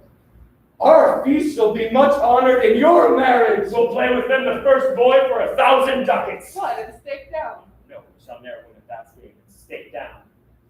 But who comes here? Lorenzo and his infidel, what? And my old Venetian friend Salario. Lorenzo, Salario, welcome hither, if by the youth of thy interest here have power to bid you welcome. I pray you, bid my very friends and countrymen, sweet Portia, welcome. So do I, my lord. They are entirely welcome. Thank your honor. For my part, my lord, my purpose was not to have seen you here, but meeting with Salario, by the way. He didn't trick you past all saying nay to come with him along. I did, my lord, and I had good reason for it. Signor Antonio commends him to you. Ere I open this letter, I pray you, tell me how my good friend doth. Not sick, unless it be in mine, nor well, unless in mine. This letter here will show you his state. Nerissa, cheer young stranger, bitter welcome. Your hand, Paladino, what is the news from Venice? How doth our royal merchant, good Antonio? I know he will be glad of our success. We are the Jasons, we have won the fleece. Would you have won the fleece that he hath lost? There are some shrewd contents in yon same paper that steals the color from Bassanio's cheek. Some dear friend dead, else nothing in the world could turn so much the constitution of any constant man. What worse and worse! With leave, Bassanio, I am half yourself, and I must freely have the half of anything that this same letter brings you. Sweet Portia, here are a few of the unpleasant words that I ever blotted paper.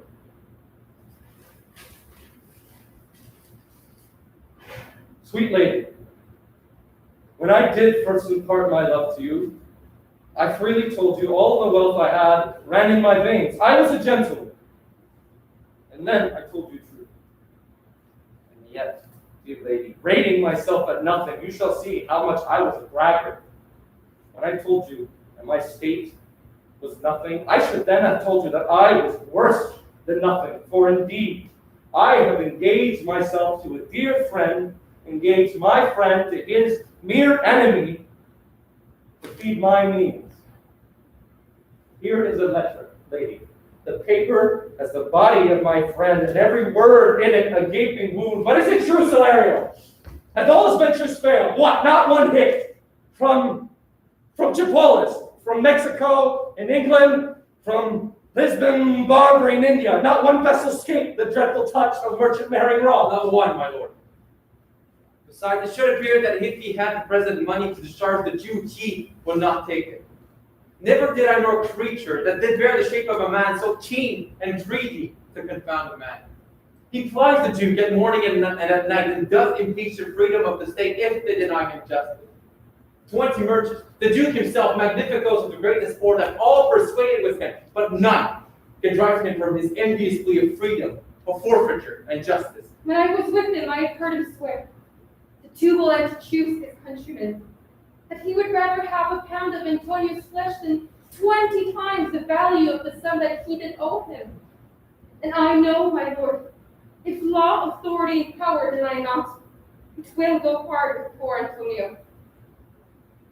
Is it your dear friend that is thus in trouble? The dearest friend to me, the kindest man, the best conditioned and unwearied spirit in doing courtesies, one in whom the ancient Roman honor most appears than any that draws breath in Italy. What sum owes you the Jew? For me, 3,000 ducats. What, no more? Pay like 6,000 and deface the bond. Double 6,000 and treble that. Before a friend of this description shall lose a hair from Bassanio's fault.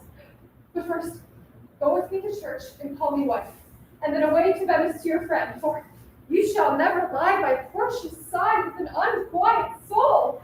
You shall have gold to pay the petty debt 20 times over. When it is paid, bring your true friend along. Myself and my maid Nerissa meantime will live as maids and widows. Come away, for you shall hence upon your wedding day. Bid your friends welcome, show a merry cheer.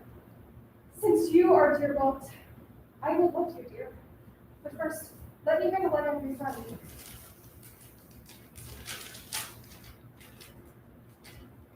Sweet Bassanio, my ships have all miscarried, my creditors grow cruel, my estate is very low. My bond to the Jew is forfeit, and since in paying it, it is impossible I should live. All debts are cleared between you and I, if I might but see you at my death. Notwithstanding, use your pleasure. If my love do not persuade you to come, let not my love. Oh, love, dispatch all business and be gone. Since I have your good leave to go away, I will make haste, but till I come again, no bed shall e'er be guilty of my stay, no rest interposer twixt us twain.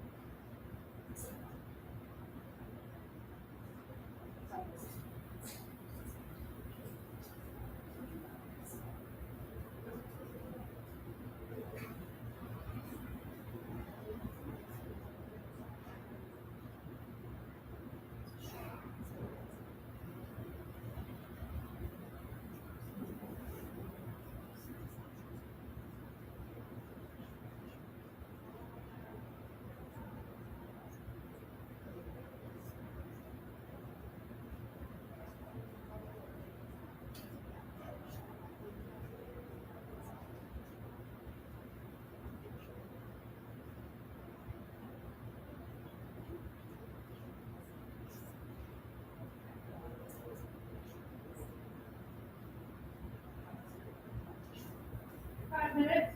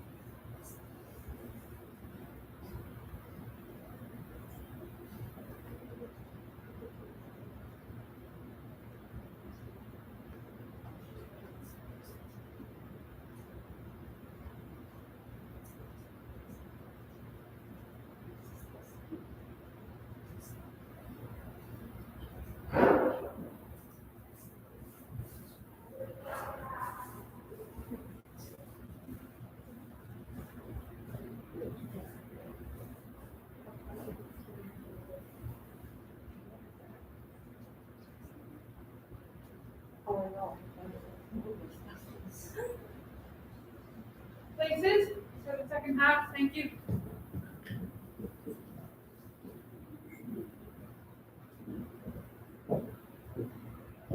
Do my tradition all the way back. So I now have a new tradition. Oh, maybe they come and sit there. No, they don't, they're stuck with this area. Oh, okay. Well, that also. It's like their dressing room. Like they use dressing room. This seems.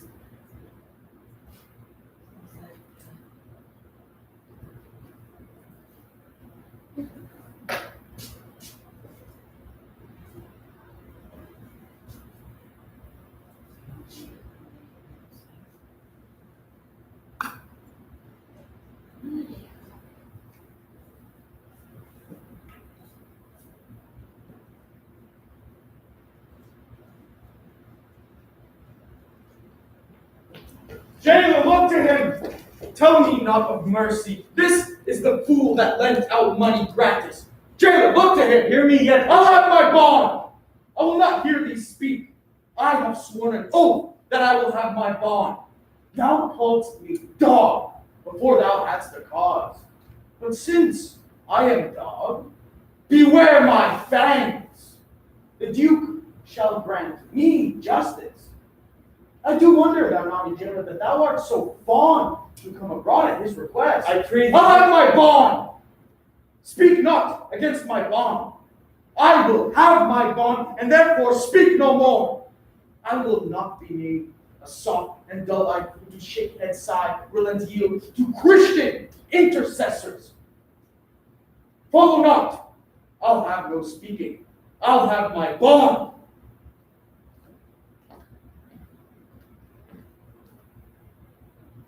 It is most impenetrable cure that has ever kept with men.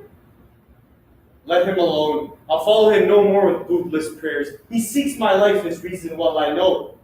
I oft delivered from his forfeitures, many that have at times made moan to me. Therefore he hates me. I am sure the Duke will never grant this forfeiture to hold.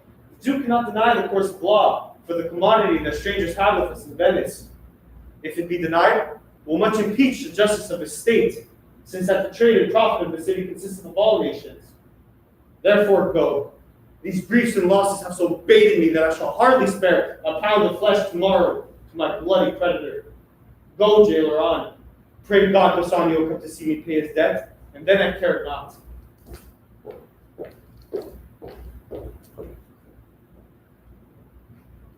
Madam, although I speak it in your presence, you have a noble and a true conceit of God-like amity, which appears most strongly in bearing thus the absence of your lord.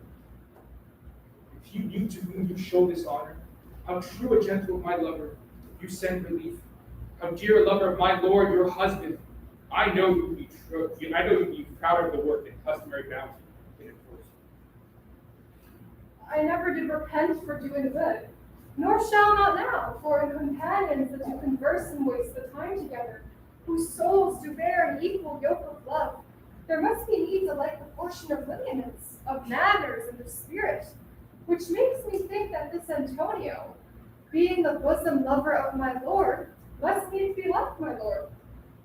If it be so, how little is the cost I have bestowed in purchasing the semblance of my soul from out this state of hellish misery. This comes too near the praising of myself, therefore, no more of it.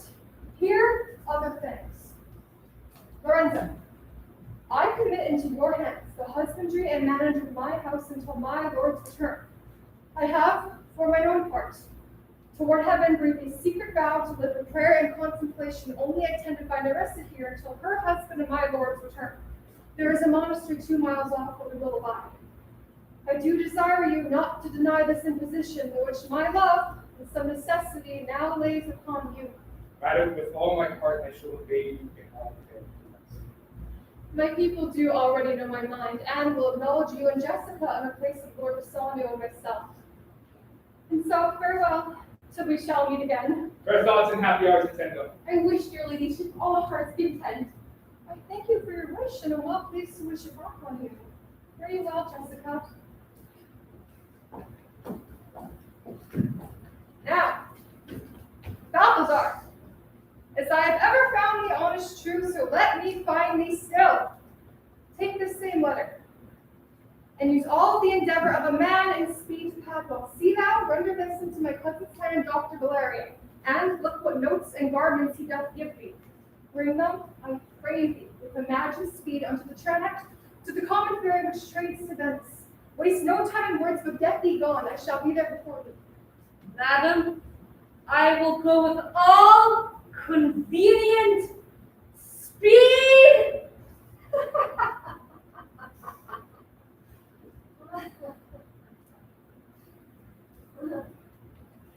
Come, Mr. I have work in hand and we get not village. We shall see our husbands before they think of us. Shall they see us? They shall, Nerissa, but in such a habit that they shall think we are accomplished with that we lack. I'll hold thee any wager. When we are accoutred like young men, I'll prove the prettier fellow of the two, and wear my dagger with the braver and speak between the change of man and boy with a reed voice, and turn two mincing steps into a manly stride, and speak a phrase like a fine briding youth, and tell quaint lies how honorable ladies sought for my love, which I deny them. They fell sick and died. I could not do it all, and then I'll repent and wish for all that I had not killed them. And 20 of these puny lies I'll tell, that men shall swear I have discontinued school about a 12-month. I have within my mind 1,000 raw tricks of these bragging jacks, which I will practice. Why shall we turn into men? Why, what question's that, if that was near a lewd interpreter? Well, come, I'll tell thee all my whole device when I am in my coach, which moves first the parkings. But come, haste away, for we must measure 20 miles today. Yes, truly. For look you, the sins of the father are laid upon the children. Therefore I promise ye, I fear you. I have always been plain with you. So now I shall speak my agitation of the matter. Be of good cheer, for I do believe you are down, and there is only but one hope that can do you any good. That is but a kind of bastard hope neither. And what hope is that, I pray thee? And that you partly pray that your father got you not, and that you are not the Jew's daughter. That were a kind of bastard hope indeed, for the sins of my mother should be visited upon me. Truly, then you are damned by both father and mother. Thus, when I shunned Scylla, your father, I fond to Charybdis, your mother. Well, you are down both ways. I shall be saved by my husband. He hath made me a Christian. Truly, the more to blame ye. But we were Christians and now we fourth, as many as could well live one by another. This making Christians will only raise the price of poor. Should we grow all to be pork eaters? Shall we not have a rasher on the coals of money? I'll tell my husband, Launcelot, what you say. Here he comes. I shall answer that better to the Commonwealth than you can getting up a woman's belly. Pain is with child by you, Launcelot. It is much that the more be more than reason. If she be less than an honest woman, she is indeed more than I took her for. How every fool can play upon the word. I think the best race of wit will shortly turn into silence, and not only but parrots. Go in, Sirrah, bid them prepare for dinner. Ah, that is done, sir. They have all stomachs. Goodly Lord, what a wit snapper are you? And bid them prepare dinner. That is done too, sir. Only cover is the word. Will you cover then, sir? Not so, sir. Nay, I know my duty. Wilt thou show the whole wealth of thy wits in an instant? I pray thee, understand, the plain man is plain me. Go to thy fellows. Serve in the meat, cover the table, and we will come into dinner! For the table, sir, it shall be served in. For the meat, sir, it shall be served in. For your coming to dinner, sir. Why, let it be as humorous as good sea over. Ah, dear discretion, how his words are suited. The fool hath planted in his memory an army of good words. And I do know of many good fools that stand better in his place, garnished like him, that for truth were defy the matter. How cheerest thou, Jessica? Now say, how dost thou like my Lord Bassanio? By stall expressing, it is very meet the Lord Bassanio live an upright life. For having such a blessing in his lady, he finds the joys of heaven here on earth. And if on earth he do not mean it, then in reason he should never come to heaven. Why, if two gods plead some heavenly match, and on the wager lay two earthly women, and portion one, there must be something else on with the other, for the poor rude world hath not her fellow. Even such a husband hast thou of me, as she is for a wife. Nay, but ask my opinion too of that. I will or not. First, let us go to dinner. Nay, let me praise you while I have a stomach. No, pray thee. Then however thou longest, we shall digest it. Well, I'll set you for it.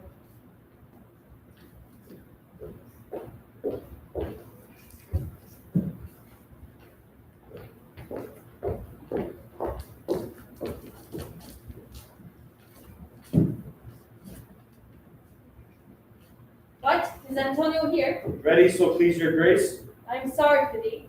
Thou I come to answer stony adversary, an inhuman wretch incapable of pity, void and empty from any jams of mercy. I have heard your grace hath taken great pains to qualify his rigorous course. But since he stands obdurate, and that no lawful means can carry me out of his enemy's reach, I do oppose my patience to his fury, and am armed to suffer with the quietness of spirit, the very tyranny and rage of this. Go on and let the Jew in. He's ready at the door. He comes, my lord. Make room and let him stand before our faces.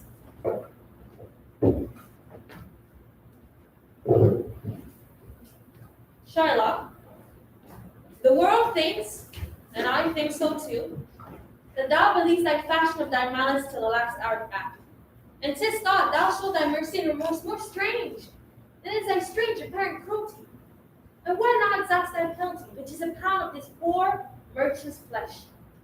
Thou wilt not only lose thy forfeiture, but touch with human gentleness and love. Forgive a morty of principle, glancing an eye of pity on his losses, to have of late so huddled on his back, and now to press a warm merchant down and plucking commiseration on his state, from brassy bosoms to rough hearts of flint, from stubborn Turks and Tatars, never trained to offices of tender courtesy. We all expect a gentle answer, sir. I have possessed your grace of what I purpose, and by our holy Sabbath have I sworn to have the due and forfeit of my bond. You'll ask me, why? I'd rather have a weight of carrion flesh than to receive 3,000 ducats. I'll not answer, but say, it is my humor. Is it answered? What if my house be troubled by a rat, and I be pleased to give 10,000 ducats? Have it bad. What? Are you not answered yet? Some men there are love not a gaping pig. Some are mad when they behold a cat. And others, when the bagpipe sings in the nose, cannot contain their urine. For affection, mistress of passion, sways it to the mood of what it likes and loathes. Now for your answer. As there is no firm reason to be rendered why he cannot abide a gaping pig, why he a harmless, necessary cat, why he a woolen bagpipe, but of force, must yield to such inevitable shame as to offend himself, being offended. So, can I give no reason, nor I will not, more than a large hate and a certain loathing I bear Antonio, that I follow thus a losing suit against him. Are you answered? That is no answer, thou unfeeling man, to excuse the cards of thy cruelty. I am not bound to please thee with my answer. Do all men kill the things they do not love? Hates any man the thing he would not kill. Every offense is not hate at first. What? Wouldst thou have a serpent sting thee twice? I pray you, think you question with the Jew? You may as well go stand upon the beach and bid the main flood bait his usual height. You may as well use question with the wolf, why he hath made the ewe bleat for the lamb. You may as well forbid the mountain pines to wag their high tops and to make no noise when they are threatened with the gust of heaven. You may as well do anything most hard as seek to soften that, than which what's harder? His Jewish heart. Therefore I do beseech you, make no more offers, use no farther means, but without brief and plain conveniency, let me have judgment, and the Jew his will. For thy 3,000 ducats, here's 6. What judgment shall I dread doing? Were in 6 parts and every part a ducat, I would not draw them. I would have my bond. And how shalt thou hope for mercy, rendering none? What judgment shall I dread doing no wrong? You have among you many a purchased slave, which like your asses and your dogs and your mules, you use in abject and in slavish parts. Shall I say to you, let them be free? Marry them to your heirs? Why sweat they under burdens? Let their beds be as soft as yours, and their palates as seasoned with such viands. You'll say to me, the slaves are ours. So, I answer you, the pound of flesh which I demand of him is dearly bought. 'Tis mine, and I will have it. If you deny me, fly upon your laws. There is no force in the decrees of Venice. I stand here for judgment. Answer, shall I have it? Upon my power, I may dismiss this court. And that's Valerio, a learned doctor, who has sent for to determine this, come here today. My lord, he is without a messenger with letters from the doctor. You come from Padua. Call the messenger, bring the letter. Lucia Antonio, what man courage yet? That you shall have my flesh, blood, bones, and all, or thou shalt lose for me one drop of blood.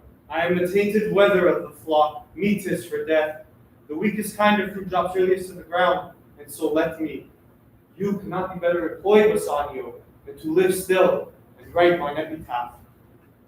Are you from Padua, from Valerio? From both, my lord. Valerio greets your grace. Why dost thou wet thy knife so earnestly? To cut the forfeit from that bankrupt there. Not on thy soul, but on thy soul, harsh Jew, thou makest thy knife keen.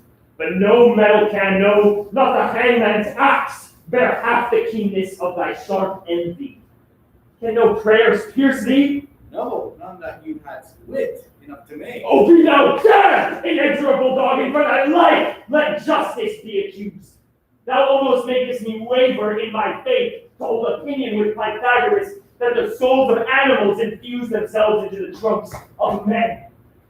Thy currish spirit governed a wolf, who, hanged for human slaughter, even from the gallows, it fell so fleet, and whilst thou layest in thy unhallowed dam, it infuse itself in thee. For thy desires are wolfish, bloody, starved, and ravenous. Till thou canst rail the seal from off my lawn. Thou but offends thy lungs to speak so loud. Repair thy wit, good youth, or it will fall to cureless ruin. I stand here for law. The Senate does command a young doctor to this court. Where is he? We intend to hear hard by to know your answer whether you'll admit What's on my heart? Some 3 or 4 of you give courteous conduct to this court. Meantime, the court shall hear Valerio's letter.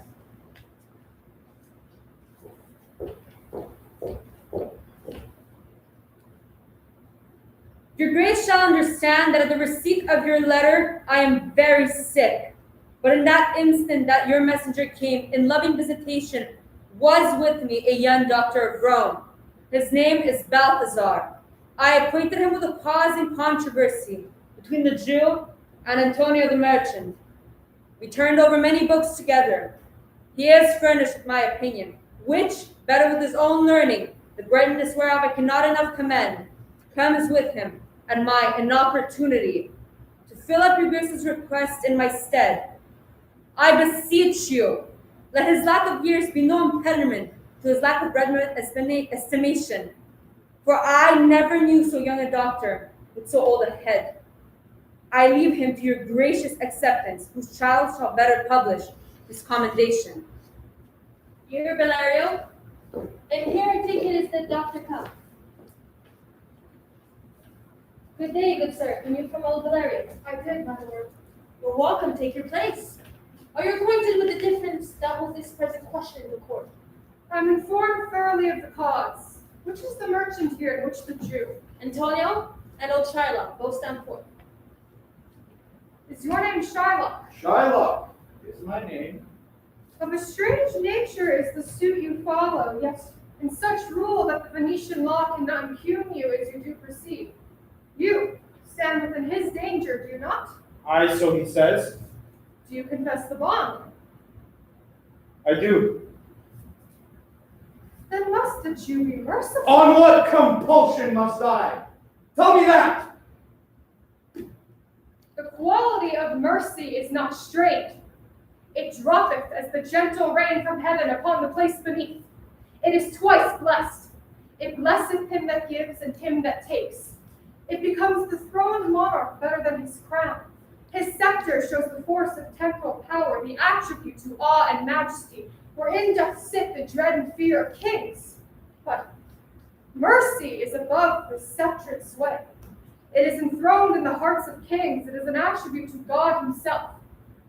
And earthly powers doth then show like his gods when mercy seasons justice.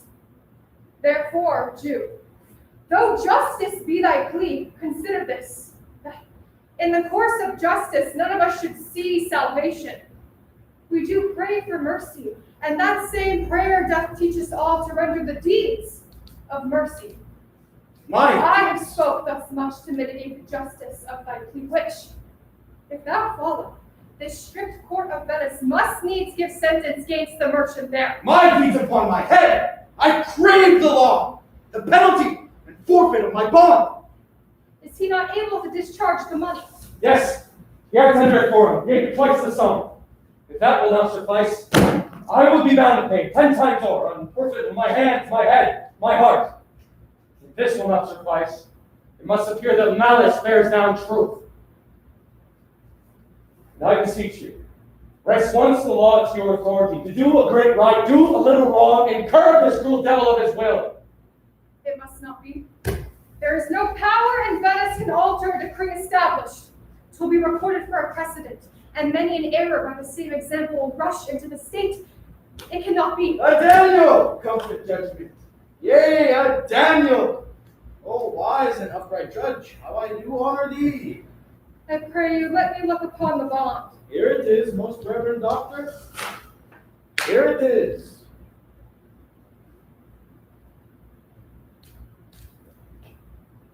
Shylock, there's thrice thy money offered thee.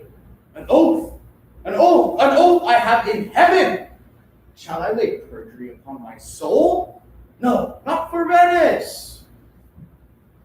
Why?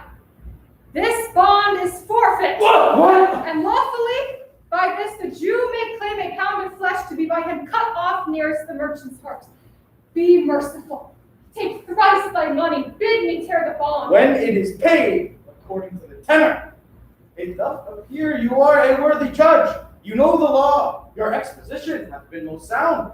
I charge you by the law, whereof you are a well-deserving pillar. Proceed to judgment.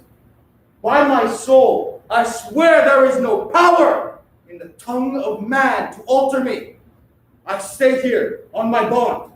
Most heartedly, I do beseech the court to give the judgment. Why then? Thus it is. You must prepare your bosom for his knife. Oh, noble judge! For the intent and purpose of the law have full relation to the penalty which here appeareth due upon the bond. Oh, 'tis very true, O wise and upright judge. How much more elder art thou than thy looks? Therefore, lay bare your bosom. Aye, his breast. So it is nominated in the bond, doth it not, noble judge? Nearest his heart. Those are the very words. It is so. Are there balance here to weigh the flesh? I have them ready. Have by some surgeon, Shylock, on your charge to stop his wounds, lest he do bleed to death. Is it so nominated in the bond? It is not so expressed. But what of that? 'Twere good you do so much for charity. I cannot find it. 'Tis not in the bond. You, merchant, have you anything to say? But little. I am armed and well prepared. Come here, Lord Bassanio. Fare you well. Grieve not that I am fallen to this for you, for herein fortune shows herself more kind than is her custom. It is still her use to let the wretched man outlive his wealth, to view with hollow eye a wrinkled brow, an age of poverty, from which lingering penance doth she cut me off. Commend me to your uncle wife. Tell her the process of Antonio's end. Say how I loved you. Speak me fair in death, and when the tale is told, bid her be judge whether or not Bassanio once had a love. Repent be you that you shall lose your friend, and he repents not that he pays your debt. For if the Jew do cut but deep enough, I'll pay presently with all my heart. I am married to a wife which is dear to me as life itself. The life itself and my wife and all the world are not with me esteemed above thy life. I would lose all. I sacrifice them all here to this devil to deliver you. Your wife will give you little thanks for that. She were by to hear you make the offer. I have a wife whom I protest I love. I would she were in heaven, so she could entreat some power to change this cursed Jew. 'Tis well you offer it behind her back. The wish would make else an unquiet house. These be the Christian husbands? I have a daughter. Would any of the stock of Barabbas be her husband rather than a Christian? We travel time. I pray thee, pursue sentence. A pound of that same merchant's flesh is thine. The court awards it, and the law doth give it. Most noble judge. And you must cut this flesh from off his breast. The court awards it, and the law allows it. Most learned judge. A sentence. Come. Prepare.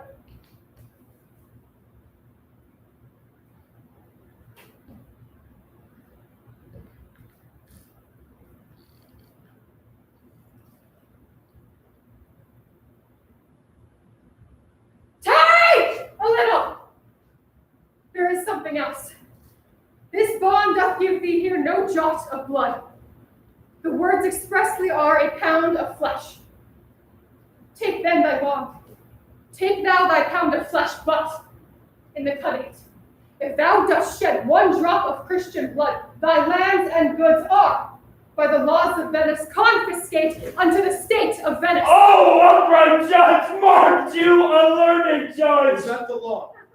Thyself shalt see the act, for as thou urgest justice, be assured, thou shalt have justice more than thou desirest. Oh, learned judge, mark you, unlearned judge! I take this offer then. Pay the bond thrice, and let the Christian go. Here's the money. Soft! The Jew shall have all justice soft. No haste. He shall have nothing but the penalty. Oh, Jew, an upright judge, a learned judge! Therefore, prepare thee to cut off the flesh. Shed thou no blood, nor cut thou more, nor less, but just a pound of flesh. If thou cuttest more, or less than a just pound, be it but so much as makes it light or heavy in the substance, or the division of the 20th part of one poor scruple, nay, if the scale do turn, but in the estimation of a hair, thou diest, and all thy goods are confiscate. Oh, a Daniel, Jew, a second Daniel! Now, infidel, I have you on the hip. Why doth the Jew pause? Take thy forfeiture. Give me my principal, and let me go. I have it ready for thee. Here it is. He hath refused it in the open court. He shall have merely justice and his bond. A Daniel, still say I, a second Daniel! Oh, thank thee, Jew, for teaching me that word. Give me my principal. Shall I not have barely my principal? Thou shalt have nothing but the forfeiture, to be so taken at thy peril, Jew. Why? Then the devil give him good of it. I'll stay no longer questioned. Tarry, Jew! The law hath yet another hold on you. It is enacted in the laws of Venice, if it be proved against an alien, that by direct or indirect attempts he seek the life of any citizen, the party against which he doth contrive against shall seize one half of his goods. The other half comes to the privy coffer of the state, and the offender's life lies within the mercy of the Duke only against all other voice. In which predicament, I say, thou standest, for it appears by manifest proceeding, that indirectly and directly too, thou hast contrived against the very life of the defendant here, and thou hast incurred the danger formerly by me rehearsed. Down, therefore, and beg mercy of the Duke. Beg that thou mayest have leave to hang thyself, and yet, thy wealth being forfeit to the state, thou dost not have left the value of a cord. Therefore thou must be hanged at the state's charge. That thou shalt see the difference in our spirits, I pardon thee thy life with what thou askest.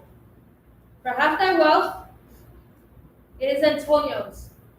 The other half comes to the general state, which humbleness may drive unto fine. Aye, for the state, not for Antonio. Nay. Take my life and all. Pardon, not mine. You take my house, and you do take the crop which doth sustain my house. You take my life, when you do take the means whereby I live. What mercy can you render him, Antonio? A halt to gratis, nothing else for God's sake. So please, my lord, the Duke and all the court, to quit the fine for one half of his goods, I am content. So he will let me have the other half in use to render it upon his death, and to the gentleman that lately stole his daughter. 2 things provided more, that for this favor he presently become a Christian. The other, that he do record a gift here in the court of all he dies possessed unto his son Lorenzo and his daughter. He shall do this, or else I do recant the late pardon that I pronounced here. Art thou contented, Jew? What dost thou say? I am content. Clerk, draw a deed of gift. I pray you, give me leave to go from hence. I am unwell. Send the deed after me, and I will sign it. Get thee gone, but do it. In christening shalt thou have 2 godfathers. Had I been judge, thou shouldst have had 10 more to send me to the gallows and not the font. Sir, I do entreat you home with me for dinner. I humbly do desire your grace of pardon, for I must away tonight towards Padua, and it is meet I presently set forth. I'm sorry your leisure serves you not. Antonio, satisfy this man, for in my mind, you're much bound to heaven. Most worthy gentlemen, I and my friend have by this day acquitted of grievous penalties, in lieu whereof 3,000 ducats due unto the Jew. We freely cope your courteous pains with all. And stand indebted over and above in love and service to you evermore. He is well paid that is well satisfied, and I, delivering you, am well satisfied, and therein do account myself well paid. My mind was never more mercenary. I pray, know me when we meet again. I wish you well, and so I take my leave. Good sir, of course I must attempt you further. Take some remembrance of us, as a tribute, not as a fee. Grant me 2 things, I pray you. Not to deny me, and to pardon me. You press me far, and therefore I shall yield. Give me your gloves. I'll wear them for your sake. And for your love, I'll take this ring from you. Do not draw back your hand, I'll take no more. And you in love shall not deny me this. This ring, good sir, alas, it is a trifle. I will not shame myself to give you this. I'll take no more but only this. And you in love shall not deny me this. There's more depends on this than on the value. The dearest ring in Venice will I give you, and find out my proclamation. Only for this, I pray you, pardon me. I see, sir. You are liberal in offers. You taught me first how to beg, and now methinks you teach me how a beggar should be answered. Good sir, this ring was given to me by my wife, and when she did put it on, she made me vow to neither sell, nor give, nor lose it. That excuse serves many men to save their gifts. And if your wife be not a mad woman and know how well I have deserved the ring, she would not hold out enemy forever for giving it to me. Well, peace be with you. Let him have the ring, Lord Bassanio. Let his deservings and my love withal be valued against your wife's commandment. Go, Bresciano. Run and overtake him. Give him the ring.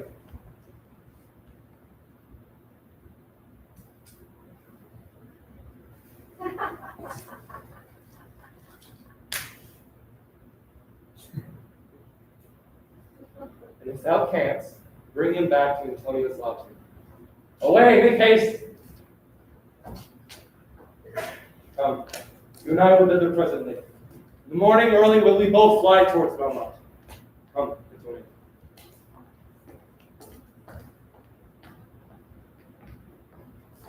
Inquire the Jew's house out. Give him the seat and let him sign it. We'll away tonight and be a day home before our husbands. This key will be well welcome to the Renfrew. Yes, sir. Go overtake him.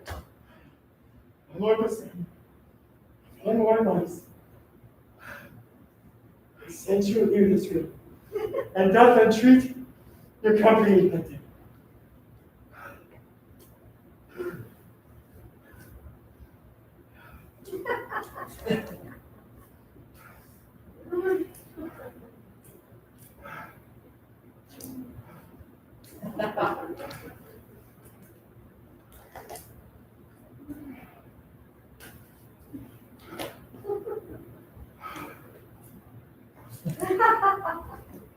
His ring I do accept most thankfully, and so I pray you, tell him. Furthermore, I pray you, show my youthful child, perhaps. I will enter. Sir, I would speak with you. I'll see if I can get my husband's ring, which I bid him can swear to keep forever. Thou mayest, I warrant. We shall have old swearing that did give the rings to men, but will increase them and swearing to. Away! Make haste! Thou knowest where I will tarry. Good sir, will you show me to this house?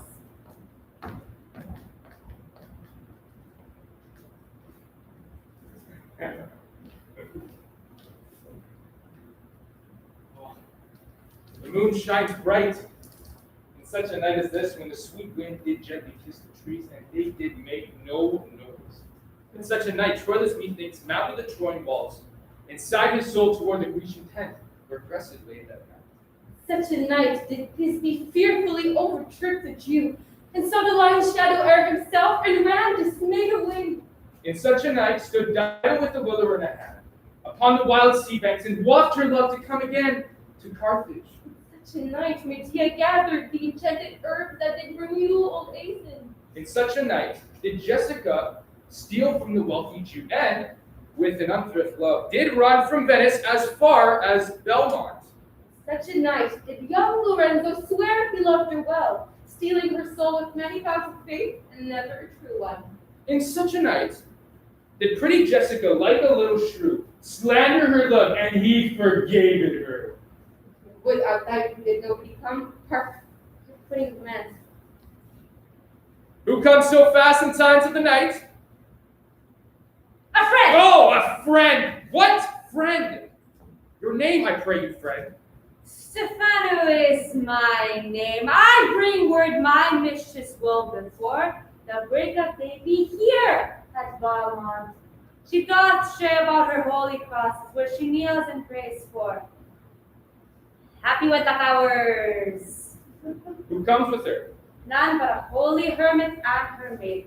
I pray thee, has my master yet returned? Madam, they have not, nor we have not heard from him. But go we in, I pray thee, Jessica. And ceremoniously, let us prepare some welcome for the mistress of the house. Sola! Sola! Ooh-ha-ho! Sola! Who calls? Sola! Sola? Did you see Master Lorenzo? Master Lorenzo! Leave helloing man here. Where? Sola! Sola! Yeah! Tell Master Lorenzo that my master come with good news. His horn filled with good news. He will be here ere morning. Sweet soul lets in and ne'er expect their coming.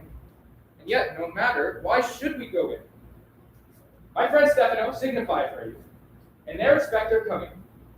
We bring music to your mistress. How sweet the moonlight sleeps. Here we sit and let the sounds of music creep in our ears. Soft stillness in the night. And there we shall listen. Come home and wake Diana with a hymn, with sweetest sounds pierce your mistress's ears, and bring her home with music. I am never merry when I hear sweet music. The reason is your spirits are attentive.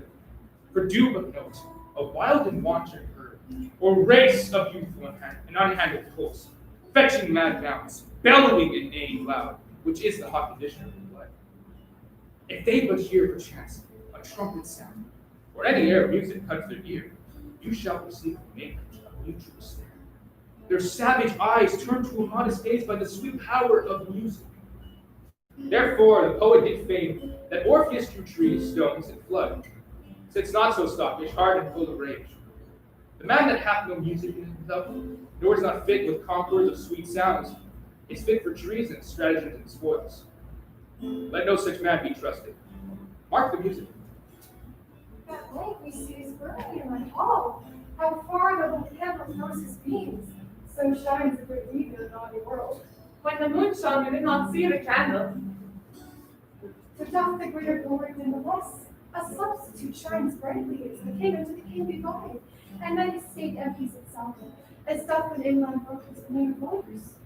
Music, hark! It is your music, madam. Of the house. Nothing is good I see without respect. Methinks it sounds much sweeter than my day. Silence bestows its virtue on it, madam. The crow doth sing as sweetly as the lovely nighter is attended. And I think the nightingale, if she should sing by day, but every goose is cackling, would be thought no better musician in the room. How many things I see from season, the right praise and true perfection. Peace, so the moon sleeps with empty hand, it would not be awake. That is the voice, or I am much deceived of Portia. He knows me as the blind man of the cuckoo by the bad voice. Dear lady, welcome home.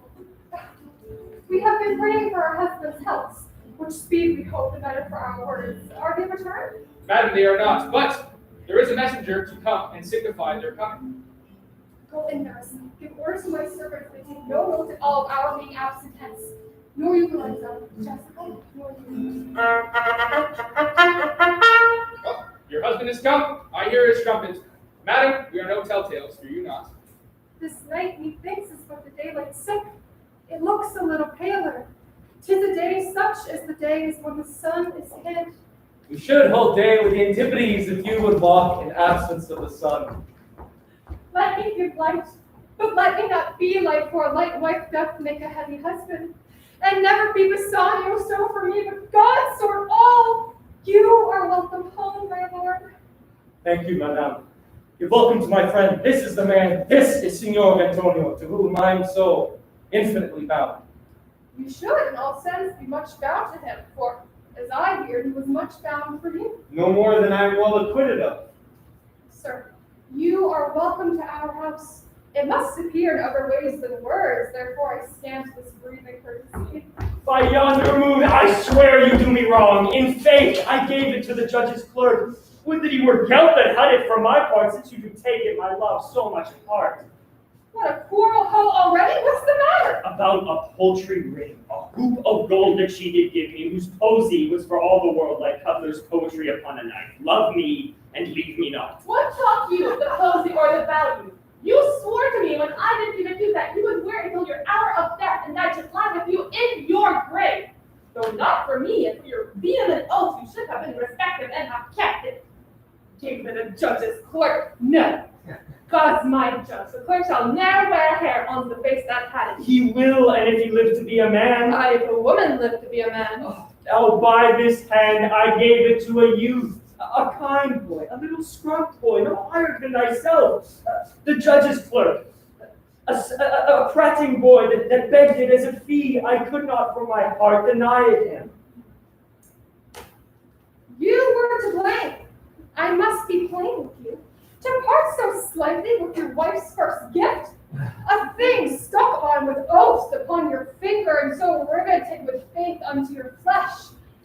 I gave my love a ring and made him swear never to part with it.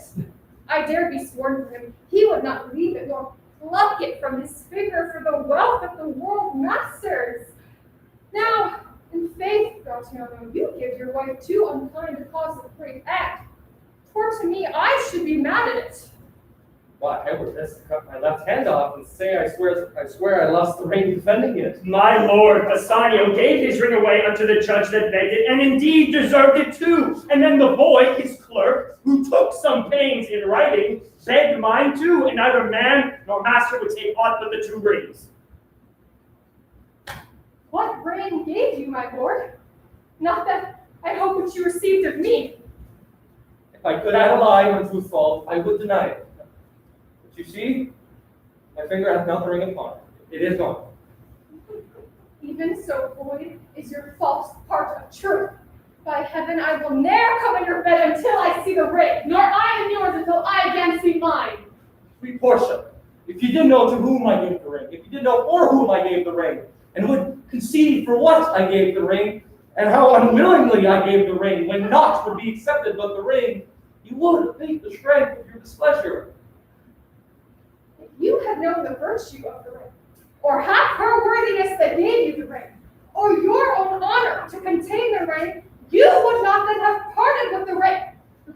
What man is there so unreasonable if you had pleased to have defended it with any terms of zeal? Wanted the modesty to urge the thing held as a ceremony. Nerissa teaches me what to believe. I'll die for it. But some woman had the ring. No, madame, by my soul, by my honor, no woman had it, but a civil doctor, which did refuse 3,000 ducats of me, and begged the ring, the which I did deny him, and suffered him to go displeased away. What should I say, sweet lady? I was enforced to send it after him. I was beset with shame and courtesy. My honor would not let ingratitude so much besmear it. I pray you, pardon me, sweet lady, for by these blessed candles of the night, had you been there, I think you would have begged the ring of me to give the worthy doctor. Let not that doctor e'er come near my house, since he hath but the jewel that I loved, and which you did swear to keep for me. I'll become as liberal as you. I'll not deny him anything I have. No, not my body, nor my husband's bed. Know him I shall, I'll be sure. Why not a night from home? Watch me? Like Argus. If you do not, if I be left alone now, by mine honor, which is yet mine own, I'll have that doctor for my bedfellow. And I, his clerk, therefore be well advised how you duly meet for my own protection. But well, do you so, and let not me take him, for if I do, I'll mar the young clerk's pen. I am the unhappy subject of these quarrels. Sir, grieve not you. You are welcome notwithstanding. Portia, forgive me these enforced wrongs, for in the hearing of these many friends, I swear to thee, even by thine own fair eyes, wherein I see myself. Mark you but that. In both my eyes he doubly sees himself. In each eye one.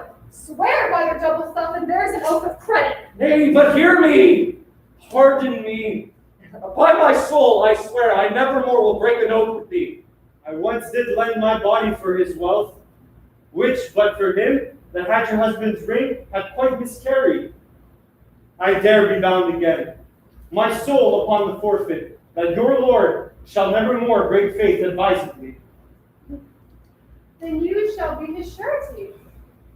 Give him this, and bid him keep it better than the other. Here, Lord Bassanio, swear to keep this ring. By heaven, it is the same ring I gave the doctor! I had it of him. Pardon me, Bassanio, for by this ring the doctor lay with me. And pardon me, gentle Graziano, for that same sprout boy, the doctor's hurt. And your this last night did lie with me. Well, this is like the mending of highways in summer where the ways are fair enough. What are we, cuckolds, ere we deserve it? Speak not so grossly. You are all amazed. Here is a letter. Read it at your leisure. It comes from Padmore, from Valeria. There, you shall find that Portia was the doctor, and Nerissa there her clerk. Lorenzo here shall witness I set forth as soon as you, and even but now returned. I have not yet entered my house. Antonio, you are welcome, and I have better news in store for you than you expect. Unseal this letter soon. There, you shall find that 3 of your argosies are richly come to harbor suddenly. You shall not know by what strange accident I chanced on this letter. I am done. Were you the doctor, and I knew you not? Were you the clerk that is to make me cuckold? I, but the clerk that never needs to do it, unless he live until he be a man. Sweet doctor, you shall be my bedfellow when I am absent, and lie with my wife. Sweet lady, you have given me life and living, for here I read for certain that my ships are safe without the road. Come now, Lorenzo, my clerk has some good comforts for you too. Aye, and I'll give them him without a fee. If I give you and Jessica from the rich Jew a special deed of gift after his death of all he dies possessed of. Sweet ladies, you drop manna in the way of starved people. It is almost morning, and I am sure you are not satisfied with these events at full. Let us go in, and charge us there upon all interrogatories, and we will answer all things faithfully. Let it be so. The first interrogatory that my Nerissa be sworn on is whether till the next night she'd rather stay or go to bed now, being 2 hours a day. But if the day come, I should wish it dark that I were couching with the doctor's clerk. But while I live, I'll fear no other thing so sore as keeping safe Nerissa's ring.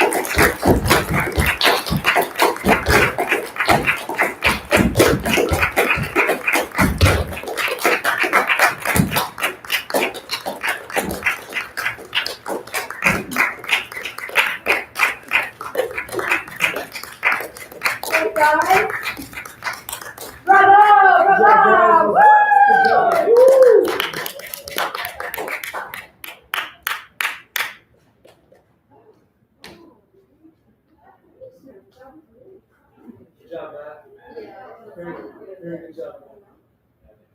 Yeah, so I've actually got the live stream on YouTube. Technically it's slightly behind, so there's still Barry. Oh. It's hilarious. I was talking with that. Oh, So wow. not really a live stream, but Well, what? it is, but it's like a more Yeah. extra Barry. Oh, that's so cool. I'm screenshotting the applause. They don't have the comments. Wow. That would be an Oh my God.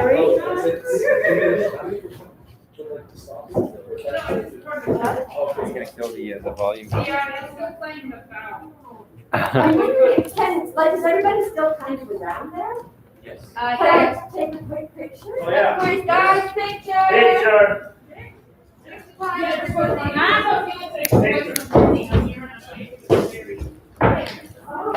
cool, Mary. It's not much of a relief, but We'll there's kick her still to the there's side. like a lady.